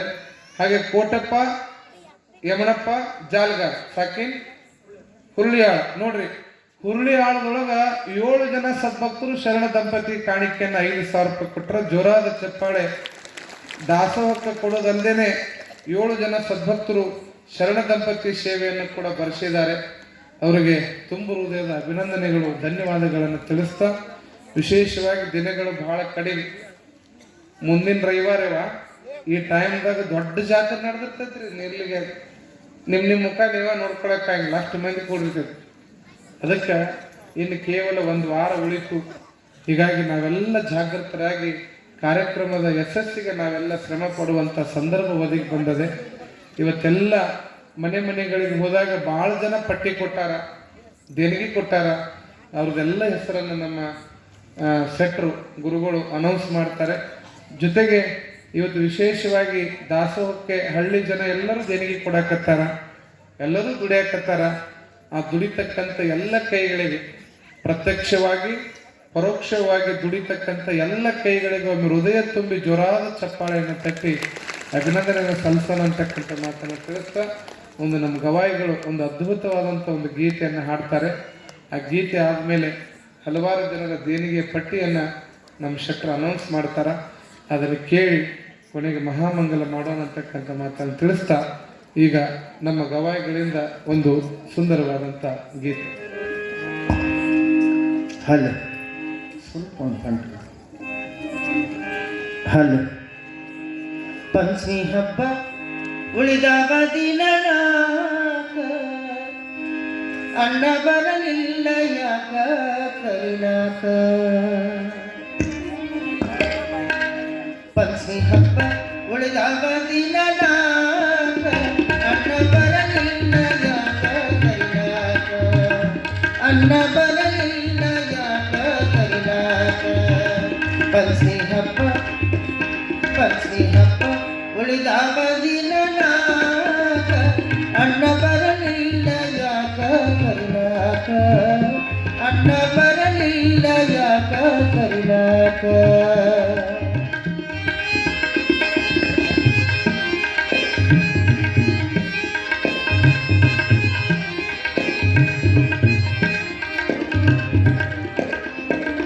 ನಮ್ಮ ತವರೂರು ಗೋಕುಲ ನಗರ, ನಮ್ಮ ಅಣ್ಣಯ್ಯ ದೊಡ್ಡ ಸೌಕಾರ. ನಮ್ಮ ತವರೂರು ಗೋಕುಲ ನಗರ, ನಮ್ಮ ಅಣ್ಣಯ್ಯ ದೊಡ್ಡ ಸೌಕಾರ.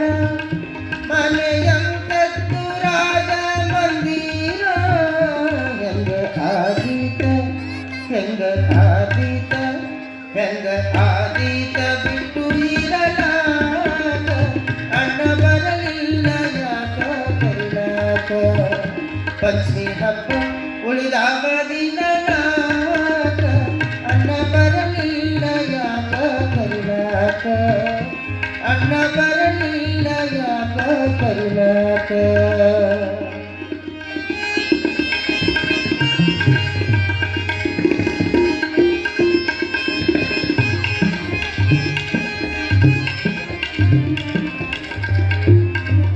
ಮುತ್ತಿನಂತಾಕಿ ಆಕಿ ನಮ್ಮ ಅತ್ತಿಗೆ, ಪ್ರೀತಿ ಬಾಳ ನನ್ನ ಮೇಲೆ ಅವಳಿಗೆ.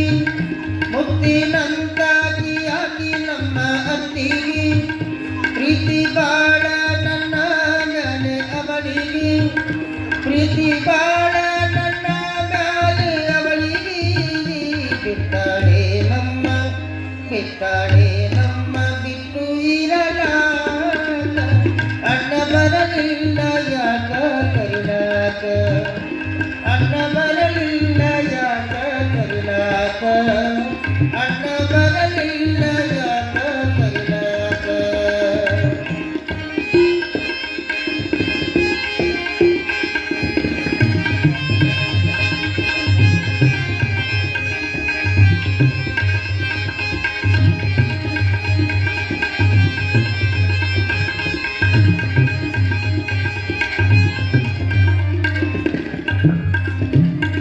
ನಮ್ಮ ತವರಲ್ಲಿ ಪಂಚಮಿ ಬಾರಿ, ಮನ ತೂಕದ ಬೆಲ್ಲ ಕೊಬ್ಬರಿ.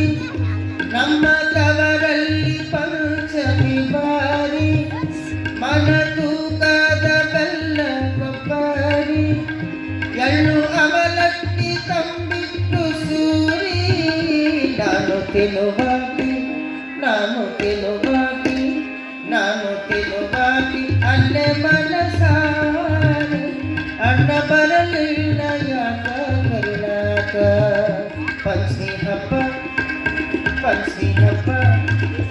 ಪಂಚಮಿ ಹಬ್ಬ ಉಳಿದವ ದಿನನಾಕ ಅಣ್ಣ ಬರಲಿಲ್ಲ ಯಾಕ ಕರಿನಾಕ. ಅಣ್ಣ ಬರಲಿಲ್ಲ ಬರಲಿಲ್ಲ ಅಣ್ಣ ಬರಲಿಲ್ಲ ಯಾಕ ಕರಿಯಾಕ. ಜೋರಾದ ಚಪ್ಪಾಳೆ. ಪಂಚಮಿ ಹಬ್ಬಕ್ಕೆ ತವ್ರ ಮನೆಗೆ ಹೋಗ್ತಾರಿಲ್ಲವ? ಬಹಳ ಅದ್ಭುತವಾದಂಥ ಗೀತೆ. ನಮ್ಮ ಗವಾಯಿಗಳು ಆಕಾಶವಾಣಿ ಕಲಾವಿದರು, ನಮ್ಮ ತಬಲಾಜಿಯವರು ಕೂಡ ದೂರದರ್ಶನ ಮತ್ತು ಆಕಾಶವಾಣಿ ಕಲಾವಿದರು. ಇವತ್ತು ಪುಟ್ಟಯ್ಯಜ್ಜನ ಮೂರ್ತಿ ಬರೋಣ ಅವರಿಬ್ಬರು ಎಷ್ಟು ಖುಷಿ ಪಟ್ಟಾರ ಅಂತಂದ್ರೆ, ಬಹುಶಃ ಪುಟ್ಟಯ್ಯಜ್ಜನ ಕೈಯಾಗ ಬೆಳೆದವ್ರು ಇವರೆಲ್ಲ. ಅವ್ರ ಮಠದಾಗ ಪ್ರಸಾದ ಮಾಡಿ ಅವ್ರ ಕೈಯಾಗ ಸಂಗೀತ ಕಲ್ತವ್ರು. ಬಹುಶಃ ಸಣ್ಣ ವಯಸ್ಸಿನಾಗ ಅಂತ ಮಹಾತ್ಮರ ಕೈಯಾಗ ಸಂಗೀತ ಕಲ್ತಂತವ್ರ ಮುಂದ ಪುಟ್ಟಯ್ಯಜ್ಜನ ಮೂರ್ತಿ ಬರ್ತದೆ. ಅಷ್ಟ ಆನಂದ ಅವ್ರಿಗೆ ಆಗ್ಯದ. ಅಂತ ಗದಗಿನ ಪುಟ್ಟಯ್ಯಜ್ಜನವರು ಮೂರ್ತಿ ಒಳಗ ಎಷ್ಟು ಕಳಾ ತುಂಬಿಕೊಂಡು ಬಂದಾರ ಅಂತೇಳಿ ಸಂತೋಷ ಪಟ್ಟಂತ ಕಲಾವಿದರು ಶರಣ ಚರಿತಾಮೃತ ಪ್ರವಚನದೊಳಗೆ ತಮ್ಮ ಸೇವೆಯನ್ನು ನಿರಂತರವಾಗಿ ಸಲ್ಲಿಸ್ತಾ ಇದ್ದಾರೆ. ಆ ಕಲಾವಿದರಿಗೊಮ್ಮೆ ಜೋರಾದ ಚಪ್ಪಾಳೆಯನ್ನು ತಟ್ಟಿ ಅಭಿನಂದನೆ ಸಲ್ಲಿಸೋಣಂತಕ್ಕಂಥ ಮಾತನ್ನು ತಿಳಿಸ್ತಾ, ವಿಶೇಷವಾಗಿ ಹಲವಾರು ಜನ ದೇಣಿಗೆಯನ್ನು ಕೊಟ್ಟವರಿದ್ದಾರೆ.